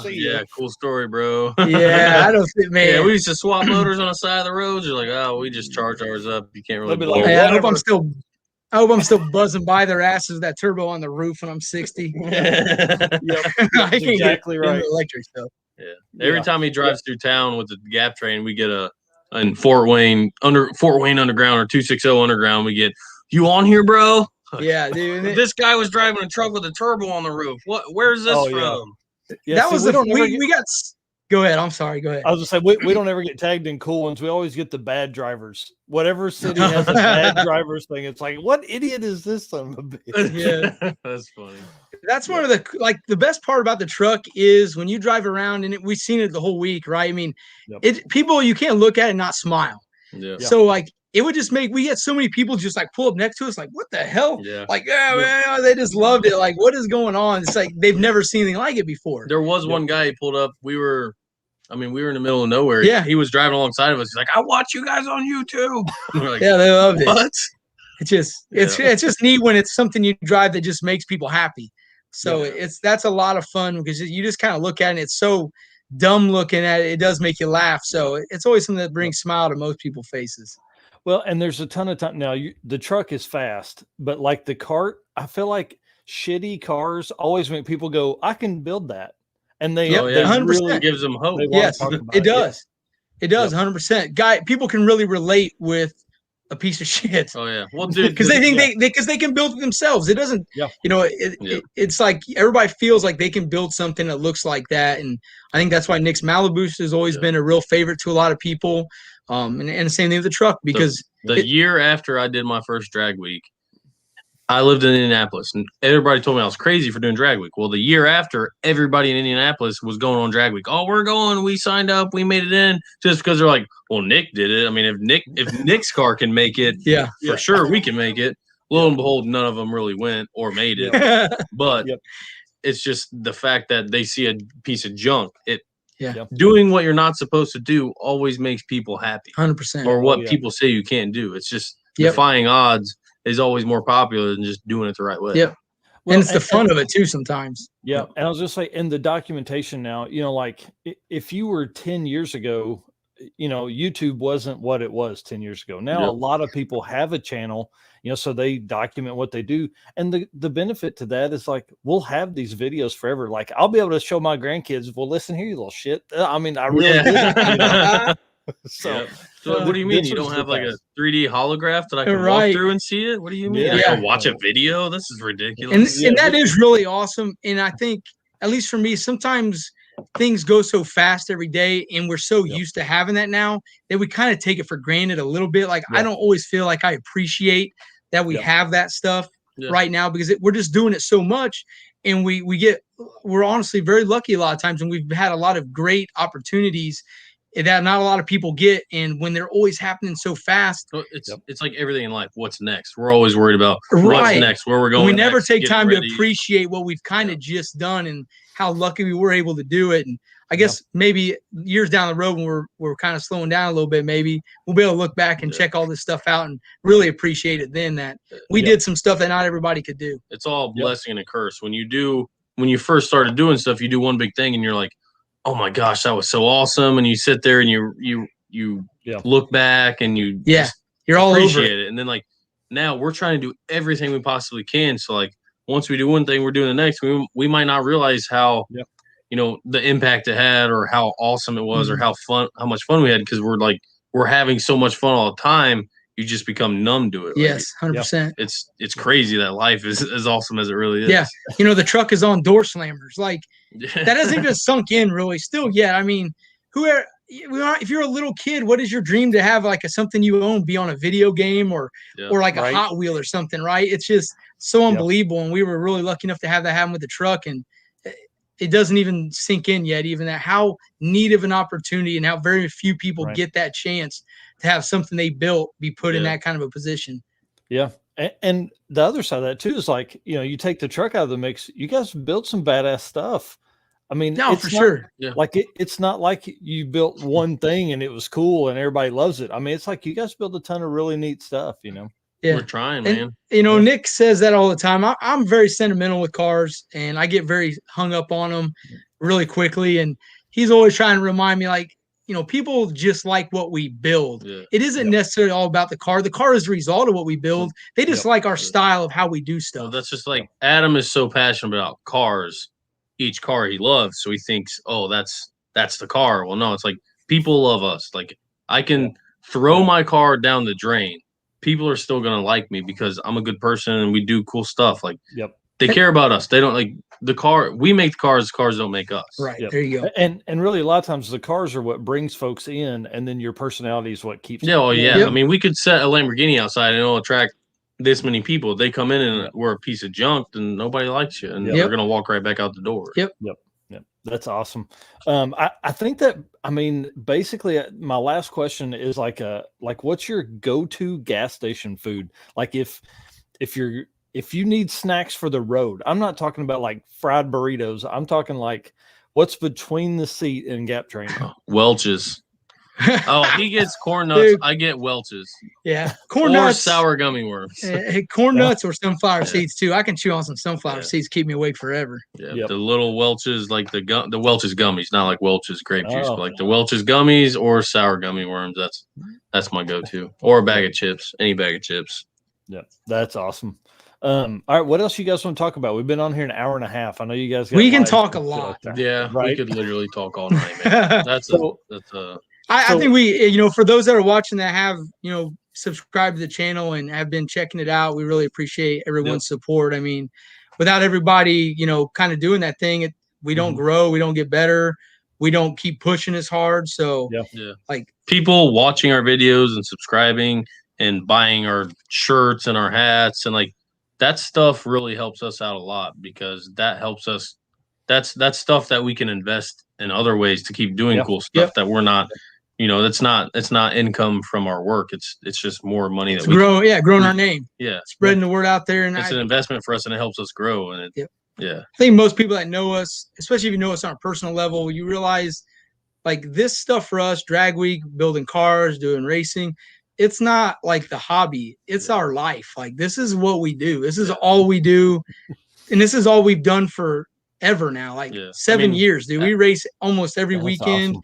We tear stuff up. We fix it. I mean, we're trying, and there's some stuff we have going on too that we're trying to do stuff that hasn't been done before, and we're trying to produce it. So like that is my dream to actually, like that has always been my dream to make something that better something. Like a lot of people don't understand. It's really hard to do that. And we're in the process of doing some of that stuff.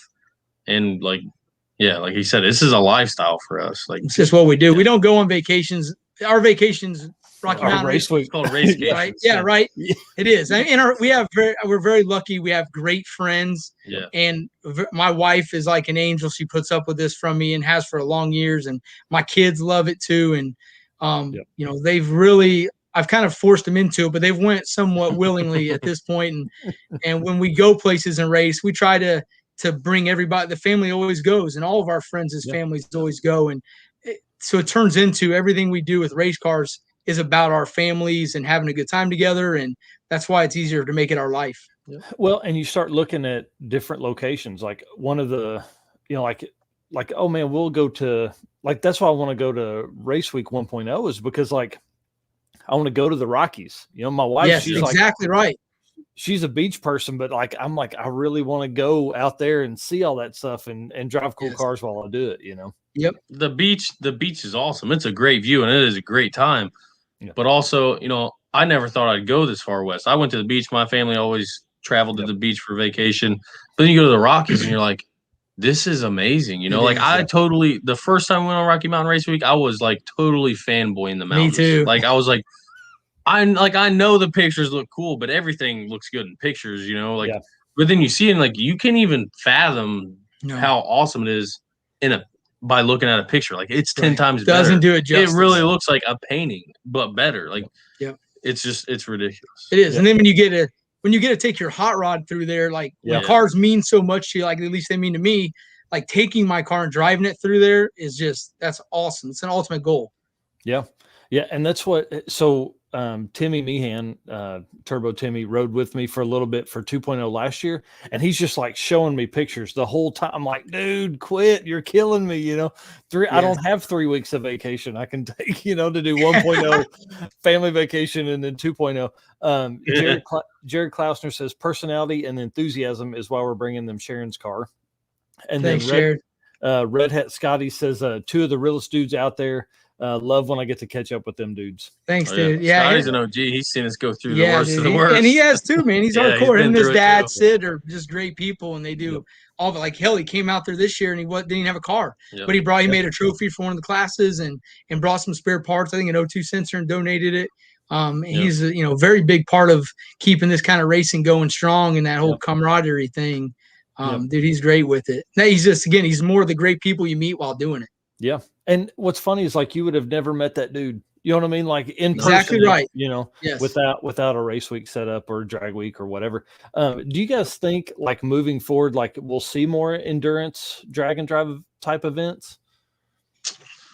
Well, you got the Midwest drags, you got drag weekend. There's other people moving into it, but you can ask anybody, and we're event promoters and we put on races. Like it's really, really, really hard, especially to make a race and do good enough at doing the race that you can afford to do another one. Right. And I think, I think I saw posted, at least some of the reason you were kind of doing these videos is to shed some really good light on this race, because at times there's negative stuff on Facebook comments and stuff. And I don't think people realize, they have no idea, most of them, what it takes to put on a small event, let alone what it takes to do something like Rocky Mountain.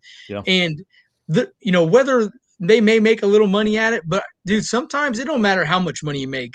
And when people do nothing but tear something down, and it's easy to throw it away. It is, and and then everybody's going to be upset when this stuff goes away. And it's like nobody's perfect, no event's perfect. And I for sure know, at least with Matt and June, if there was a problem and there's something be fixed, they'll listen to every bit of feedback you can get them, and they'll make it better. The thing is that nobody realizes that these people have not only spent all year putting this race together, but they are the first person at the racetrack. Yes. And when we're the last people there working on our junk, they're also the last people to roll out. Yep. Yeah. And they're still the first person the next day at the next racetrack, handing everything, making sure you got what you need. Yep. Well, and they're not racing. They just got they're just doing all the dirty work. They ain't even getting a race. Yep, that's what I was going to say. And then Matt wants to race, has a fast ass car, and is like, I'm just going to put this on. So this will be the first time I'm going to say it in public, but I'm fixing to put on a huge 2026 100th anniversary Route 66 cross country. I'm fixing to start figuring it out. Right. So sign us up. Sign us up. We're in. On our way down, we're in. I'm in. So we've done a bunch of events in the past for charity, right? So I'm like, I'm ready, like a huge one, week long, all this kind of stuff across the country, all that shit, right? So I'm talking to the wife on the way down. She's #1 team member, right? And so I'm like, we need to start mapping out how many miles it is a day that you want to cover, the hotel, like host hotel. And so you start kind of putting the math together. These guys, they're working on 2022 stuff right now, like the tracks that they're going to do for 1.0, and emailing those owners. And like this year for 2.0, we'll go to like Ark City, Kansas, or some Gudo Springs, Kansas. It'll be the first time they've been there. So like when you start looking at events, and you guys have put on events, like you call a race promoter and you're like, or a racetrack owner, and you're like, hey, I want to put on an event. Dude's like, oh, whatever, you and everybody else. Yeah. And then you're like, hey, how much is it to rent the track? And he's like, $5,000. And you're like, oh, fuck. How do I come up with $5,000? Yes. And they want to deposit because everybody, like you said, everybody and their brother's calling them. So if you want a date, you got to put some money down. Yep. Yeah. And you can't, like, you got to have a date planned in February when the track is closed and they're setting the dates up, so like all that kind of stuff goes into. And so 2.0 last year, Matt and June threw that together in like 3 weeks, or I think like 3 days. They had several. That's how badass they are. Yeah. They're real. I mean, they are so good. I mean, before we went the first year, Travis and Amanda Martin, who's in our group and they had been there the year before. And she told me, like, look, June will know your name by day one. Like, she'll call you by your name. I was like, okay, probably will. No, dude, that's legit. Like, she literally knows everybody's name after day one. She knew his name, and I had registered because I had a car I was going to take that I didn't get done. She's like, hey, I thought your friend Nick was going to be here. He's registered. Like, how did she know that? Dude, I mean, their commitment to it is crazy. Like no other. And I do think that's what separates Rocky Mountain from any of the others. It's the only one that's not a corporate deal. It is two people that love what they're doing and love doing this for people. And that's how it feels. It's a family deal. You're never a number. You're part of the family. And that's why it's the best one, in my opinion. Family. Yep. Family. Fast and Furious. Family. Yeah. Family. Nothing stronger than family. And that's why we always go. Family. Oh, hey, by the way, here's my brother. Dude, the Denver trip for us is 21 hours. Like, and we do it because it's great to be a part of that family and have fun. Last year, the first time I did Rocky Mountain, me and Prika stayed up till 3 a.m. getting the new radiator put in Malibu, which is actually an old radiator. And we left at 6 a.m. to drive 20 hours. And it was hell. We're all dumb that do this, but it's because we love it. So let's talk that for just a second. The Red Hat Scotty SE, bud, he said, I was able to catch this one in the live feed. He said he's down at the shop. Now he's not getting anything done. So welcome to my life, friend. So when you are, I forgot where I was going. How many times has somebody signed up for Race Week? Let's say, I think 2.0, we signed up in like March or something like that. Yeah. And then they're like, okay, now I've got to build the car. How many times does that happen? Like, is that 80%, or is like us, we got in, and I was like, hell, we can't go with the same cart again. We got to add a turbo and nitrous. You know what I mean? Yes, Like, I don't think I think a lot of people use it for motivation to get their car back together or to just finish their car. But yeah, I don't know of a lot of people that might do it, like build a new one just for it. I don't know a lot of people that dumb. Well, because we already had one going and it still sucks. That's what I was meaning. Like, it's like their motivation at the end. Oh yeah, dude. I think everybody uses it. I guarantee you 98% of people, when they click submit payment, are not ready to go right then. And what's messed up is they won't even try to get ready until 2 weeks prior. Yep. Maybe. Yeah. Or less. We got time. Yeah, we're good. 2 weeks away. Well, it's that doesn't happen until June. It's freaking February. We did the same thing with Roadkill. We're 2 weeks. We're not even 2 weeks away now. We're like, we gotta have this, and this. Right. Oh, we better get this. Hurry up and get these. Yeah. Like, we knew we were going the whole time, but it's just the way. Red Hat says 75 to 80%. He says none of us can keep from messing with it all year. Yep. No, or blowing it up. I mean, if you race as much as a lot of us do, you're gonna break something. Shit happens. It's part of it. Yep. Part of it. Try to get all that stuff sorted out before you get out there, so you don't have to fix any of it then. Yeah, and why the hell would you lay back thinking, "Oh man, I got to get it to race week. I got to get it to race week." Oh hell no. So I mean, that's the thing. I feel like there are some people that take that, but those are the guys that probably struggle the most. Yeah. Because the best thing to do, the best thing to do is to drive the shit out of it, to race shit out of it. Sort all that out before you get out there. So you don't want to do the side of the road repairs. Yeah. Most people can't handle that kind of stuff. Randy said before you go. Yeah, Randy said, "Sorry, I was ready for months." Damn it, Randy! I figured you would be. Yeah, I knew you were holding out on us. Yeah, you bastard! I see that. That's he looked way too relaxed. He was way mellow looking, walking around in his tank tops all week. Yes, nice. He had his shit together. So that's the other thing. So let's talk about future upgrades for Gap Train. More cubic inch for sure. Twins. Yeah, we need more cubic inch to spool what's back there, and we might try twins. We're definitely going twin 72s up top. I'm out horsepowered by everybody. So yeah, we kind of already have a motor in the works for that. We have a all aluminum 6-liter deal, basically a sleeve 5.3 block. I don't think we do. He's got one. We got some blocks laying around, but I think he's got one too. So the goal is to sounds really expensive. Oh, it is. I know we're kind of screwed. But definitely put twins on to make some more power, and then the 370 will help push those a little better for sure. I don't know. That's awesome. So we need a 388. Dart, if you're listening, we need a 388. The block's too heavy. We need a light aluminum 388 Dart. We need a Dart sponsorship. I'm typing that out right now. Everybody share and tag Dart right now. Gap Train needs some Dart. Yeah, tell them they want to turn Dart Train, boys. Yeah, no doubt. Exactly. All right, so let's talk next 13 minutes, and I got to go down. My wife, she just texted me, "Where are you?" Oh, dude, I bet, man. You're in trouble. Yeah, I don't care. At this point, I'm like 4 beers in, it'd be fine.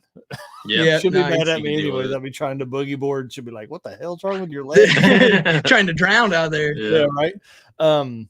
Let's talk about the TV show. How you got there, and then 2, like how you, in a quick form, how you ended up choosing what you chose. Like as far as getting there, we didn't plan on going. Like getting there was exactly like everything in our life. It was so lucky and blessed to even get the opportunity. And we had our friend Lonnie kind of pushed us. We thought about doing it when it came out, especially being a no prep one this season. But we're like, there's no way they're gonna let us. Like, we're nothing. So busy. For 1, we're busy. For 2, we're broke. Yeah, and 3, we're nobodies. Yeah. But so our buddy Lonnie pushed us real hard, and I literally sent in the application last second. Like 11:59, 11:59 pushed her through. Wow. And so from there we got so lucky they chose us. I think they may have had 50 or 60 applicants, and we got narrowed down to 10. And at 10, then you got to send a video in. And we didn't have like Zach with his great editing skills. We had me and Nick and on an iPhone, iMovie, a GoPro. A GoPro. The funny thing is, Adam is the best talker, and it took him probably 50. It was horrible. I'm talking 50 takes to get his 5 sentences. It was really into bad. the camera screen. It was really bad. Hey, so you know, once you screw up one time, it's over. You might as well talk it and come back later. Yes. So we took that, and then you do the video submission, and we did that and got down to 5, I believe it was, and then they were going to, you know, internet was going to vote on all out of 5 to get 4, and then we got super lucky again. Like they sent us an email and said, you're in. The producers have chose you and another team right off the bat. So like, holy hell, like this is unbelievable. So yeah, we got it was all luck to get in. And I think maybe that's why, I don't know, that's why we really appreciated the opportunity. And when we got there and the group of guys we had, dude, we busted our asses. Like we had good sponsors too. So that's the other thing. Like getting to California, getting your stuff to California and staying in California and even getting back is very, very costly. So we had, low dollar motorsports. Havlicks, Hot Rods by Havlicks, who's a drag and drive guy. Helped us out a lot to get out there. Bruner Fabrication and Force Performance Turbos, dude. They exactly. stepped up. Force Performance of Robert helps out. Basically, all of the cost of getting out there and getting back was pretty much covered. There was still a lot of costs once you got out there, but like the major things that we were so worried about was covered by all our sponsors. Like that helped us focus on getting the build where we needed to get the build. And I think our like drag week, race week experience, being able to be in those situations where it's hot, you're not in your normal atmosphere, and you just have to get shit done, and there are no excuses. Like that helped us a lot. The thing is, though, we build with Harbor Freight tools. So like we're used going to out there, we just got new tools. We're in our natural atmosphere. We went to Harbor Freight, spent $1,500. I'm like, I got new tools. This is the best week ever. Like, awesome. We had more tools out there than we normally have here. So it really wasn't that bad. Yeah, it was good. That's so our life experiences helped us out a lot there, and be able to gruel through it and just busted ass. And we chose the S10 because we wanted the mod shocks. Yeah, it came with gray shocks, QA1 mod shocks, which were really good, especially we like leaf spring stuff. We knew we could get the weight bias where we wanted it. So the S10, like, we were hoping we were going to win that first challenge to pick, and we did. They kicked ass. They were our only team. I stood away because I was like, I'm not good at building motors. All I do is blow stuff up.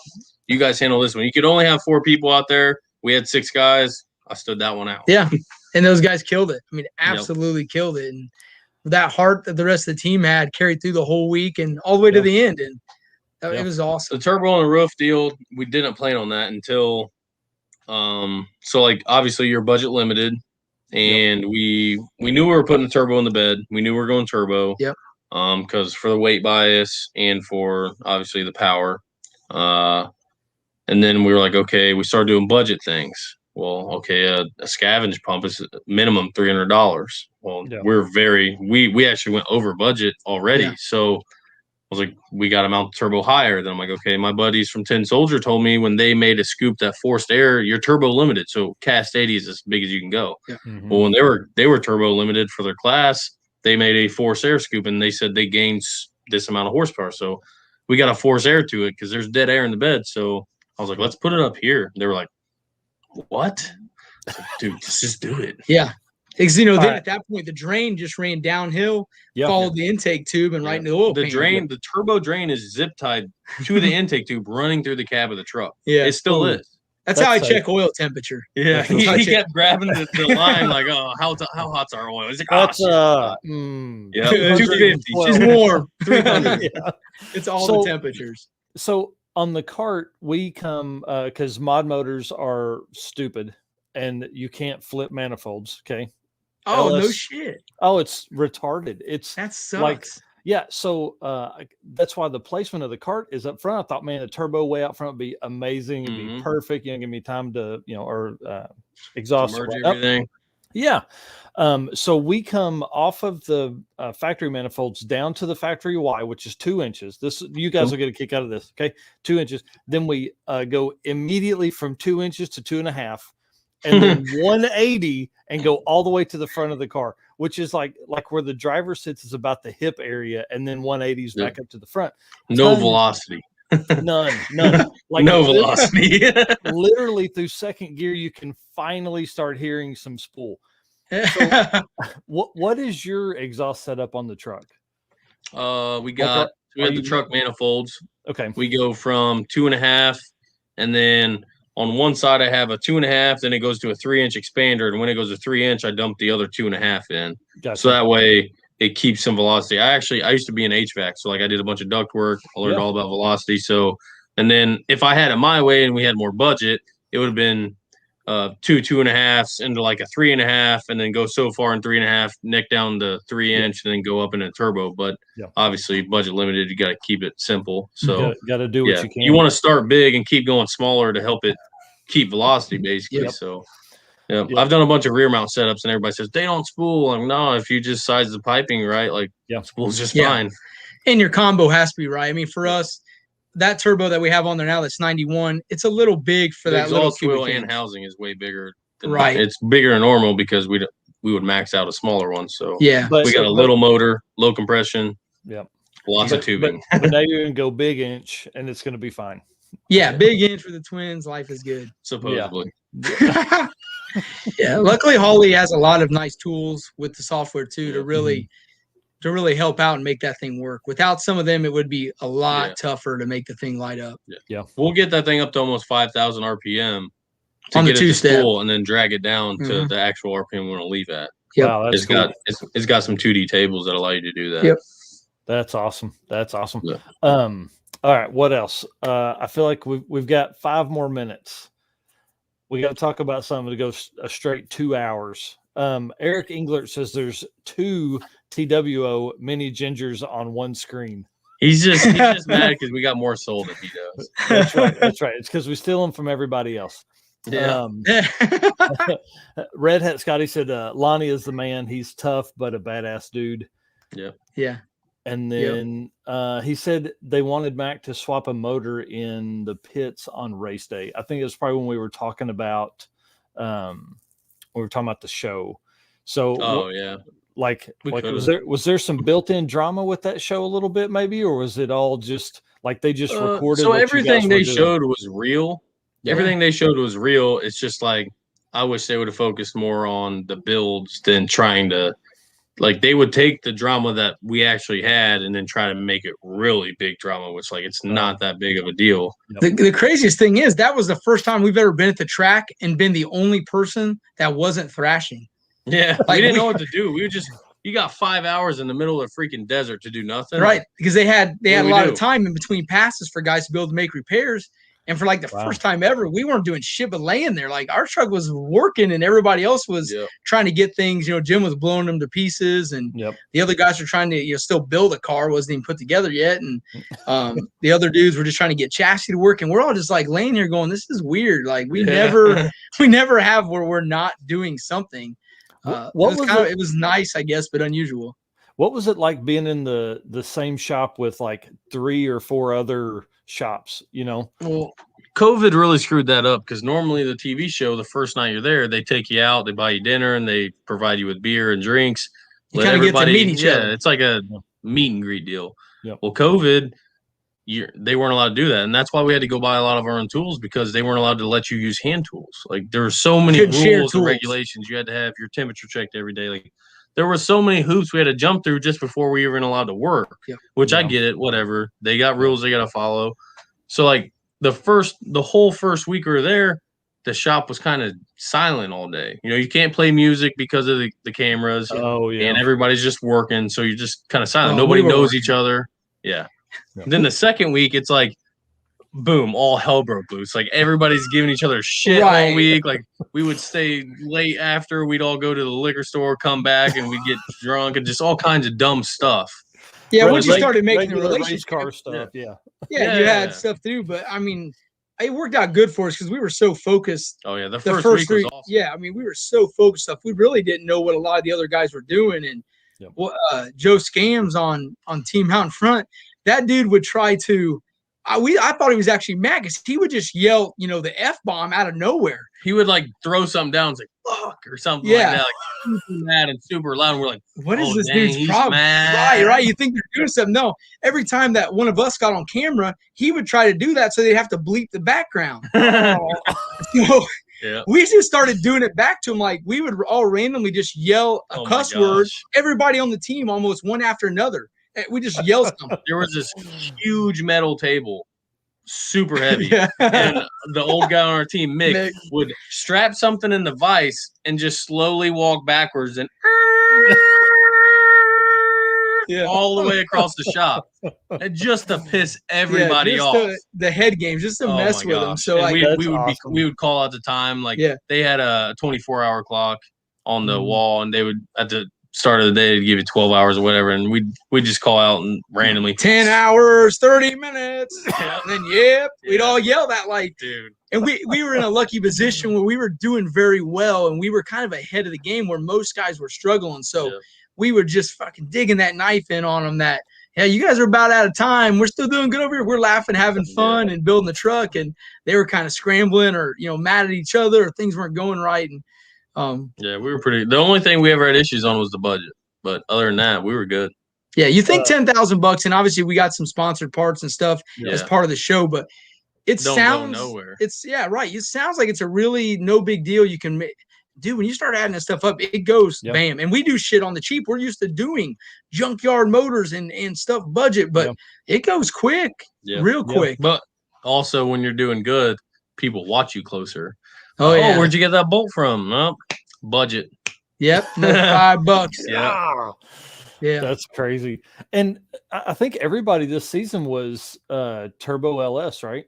Yep. Yeah, which I guess a lot of people hate. I don't know. I love it, but I see where if you're not, I think everybody's an LS fan, and they're not. So I guess non-LS fans hate it. Us LS fans love the shit out of it. And it shows you what the platform can do. Yeah, it's so cheap to build something out of it, make a lot of power. Yeah, what you don't have when that's why they add 450 pounds. Of right. That's why we had to be heavy. Yeah, that's the one I knew everybody else was screwed. When everybody else went Turbo LS. Yeah. That's what we do every day. We build, stuff that's Turbo LS, and we're really good in our own cars of building stuff that's somewhat low buck, but that can go really well. And we use Hall EFI. When everybody was on the same playing field as us weight wise, I'm like, when the Radio versus the World guys that are going 350s there don't know how to use a Holley Terminator, we knew we were set. We were in good shape. That's for sure. Yeah. Red Hat said, what's the favorite phrase to yell when time came? Probably just fuck. Oh no, we would just there were so many. We would always just yell, yup. Yeah, anything just random, like just whatever, just to yell and just make up words, and everybody would do it on the team. It was really fun. We started getting other people to do it too, so it was like it caught on. It did. I was surprised they didn't show it on the show because it was quite. There's so many things that didn't show on the show that could have made such a great show. Right. Yeah. So they need like the double. They need like the second. Yeah. Like the actually, we're gonna take Zach next time. We're gonna film him behind the scenes. There you go. We get to go back this year, so we'll see if we can't catch some of that other stuff. There you go. Randy Kane says Gen 1 small block Chevrolet for the win. I get that, Randy. Just imagine how fast you go with an LS though. Right, like, and just a 250,000. Well, he beat us. He did beat us. He did beat us. There's nothing for us to say yet. That's funny. Yeah, what's great is like, so I, obviously sloppy mechanics is a big motivation for my old truck, my C10 truck. I mean, it's a stock bottom end 4.8 with springs and a cam and a 78, 75. Makes 500 wheel and does long burnouts. Like, probably a blast to drive. Oh shit! I mean, you throw my kids in it, and they're like, "Do a burnout," like we'll leave us. No problem. Yeah. How long you want to go? 150 foot. Just doesn't matter. You're in the 4 lanes of traffic. Kids are screaming. It's awesome. And so the best pull I've made in that truck. I'm pulling up to next to this kid, and it's patinaed and it's lowered and all this kind of stuff. And this kid pulls up in a Ford Fusion. He's kind of giving me the thumbs up, and he's looking over, and I just like mad it second, and it just literally obliterates the tires. First time making a pull in it, and it was probably 150 foot burnout, but I'm rolling like 40, and I'm like, this is the best thing ever. And I've got $4,000 in that setup. You know what I mean? Like, Why wouldn't you How build can that? you not love it? It's changed the world. It's changed the Yeah. freaking world, man. Everybody can make 1,000 horse for no money now, and it's created some dangerous drivers, but it's also some fun.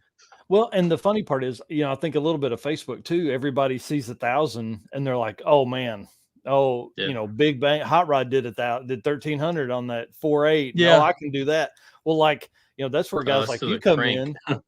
Yeah, well, to the crank and like what trans you going to put behind it? Drive shaft. You spend 600 on a drive shaft. You know what I mean? Like, yes, that's when people change directions on their build when they see how much all the other shit costs. When they stop having a freaking do it step by step how to do it direction is when they buy the cheap LS stuff. They buy the Fox body. They put the motor in it. And then they can't connect two pipes together. Like, oh, lost motivation. I'm selling it. Yeah. Changing directions. I'm going NA now. Yeah. 4.8 NA doesn't do much. No, not at all. That's not fun at all. Well, hey, and then take a 4.8 stock converter and a 4L80. You'll hate your life. Oh, dude, you don't want to go anywhere. Yeah. So that's what I did because I knew I was going turbo later. So I was like, I'll just put an 80 in it and be on the way. Hell yes. Ryan James Moonshower here says Adam That's says Moo, our guy. Oh, okay. He says Adam likes turbo LS stuff, but they don't like him back. That's old Moo here. Yeah. He's our fabricator. He's half our fabricator. He said, "Don't wait. He's building a Vega that I'm going to make 40 pounds of boost on right off the hit. So we'll see if he can hold on enough." Yeah. Adam's tuning his car, so he just fucked up. Yeah, he just done about to meet Dr. Wall here in a minute. Yeah, that's insane. Yeah, listen, first pass, just mat it, but it'll be fine. Oh, dude, I'm like, I got a real soft. It's a real soft curve, dude. No problem. No, pinning it all the way. Oh, that's funny. Red Hat says, my mom crack is watching. Tell her hi. Hell yeah. He's talking about crack. Hello, crack. It's a little weird. I'm going to say Red Hat. Your mom is crack. Okay. I never said that before. Okay. Dad's addicted to it. It's what works. Let's see. Moo, half of your fabricators or half a fabricator? Yes. I'm just going to say both are correct. Yes, they're both correct. That's funny. All right, guys, listen. I really, you're gonna get in trouble if we have to roll to the next hour. We actually have we're gonna be in trouble if I go for about an hour now. Yeah. So here's what we're gonna do. You guys will have to be back on. I really want to talk like business and shop and things like that. We don't know anything about business. Well, you know how to build cars, and that's what's fun. And then we'll talk that part of the business. We know how to do that. Fair enough. So after race week is over and we're done through that week, I'm going to pivot a little bit. We are going to talk some business stuff and how you guys learned your stuff, how you decided to do this, how you ended up renting a spot that has 2 shops and a house for them dudes to live in. You know what I mean? Like I want to get into that story. I want to talk about that and all that stuff. So that'll come soon. We got race week in like 6 weeks, 2.0. in 6 weeks. And so we got to start turning the cart up. I got to get a converter in it. I got to put a 7-pound spring in it. Got to put a bigger jet in the nitrous. 7 pounds. Plenty of time. Did you say 7 or 17? Yeah. Well, hey, listen, it's just a 4.6, 2-valve setup. Oh, geez. Yeah. I don't want to bend a rod and like. You're the real bastard child of the Ford world, aren't you? Yeah. Hey, listen, when you buy a $900 Crown Vic, you just got to do with what you're going to do. You know what I mean? Hell yeah. Fair enough. Yeah, hell yes. I'd love to have one of them for 900. Yeah, man. Hey, 93,000 mile old man driven. It had never been smoked in, dude. And we took it over the roof off. That was a steal. It was great. It was great. Yep. So I hope to blow it up maybe end of race week, and then we're going to throw LS in it and make 800. Hell yes. Yep.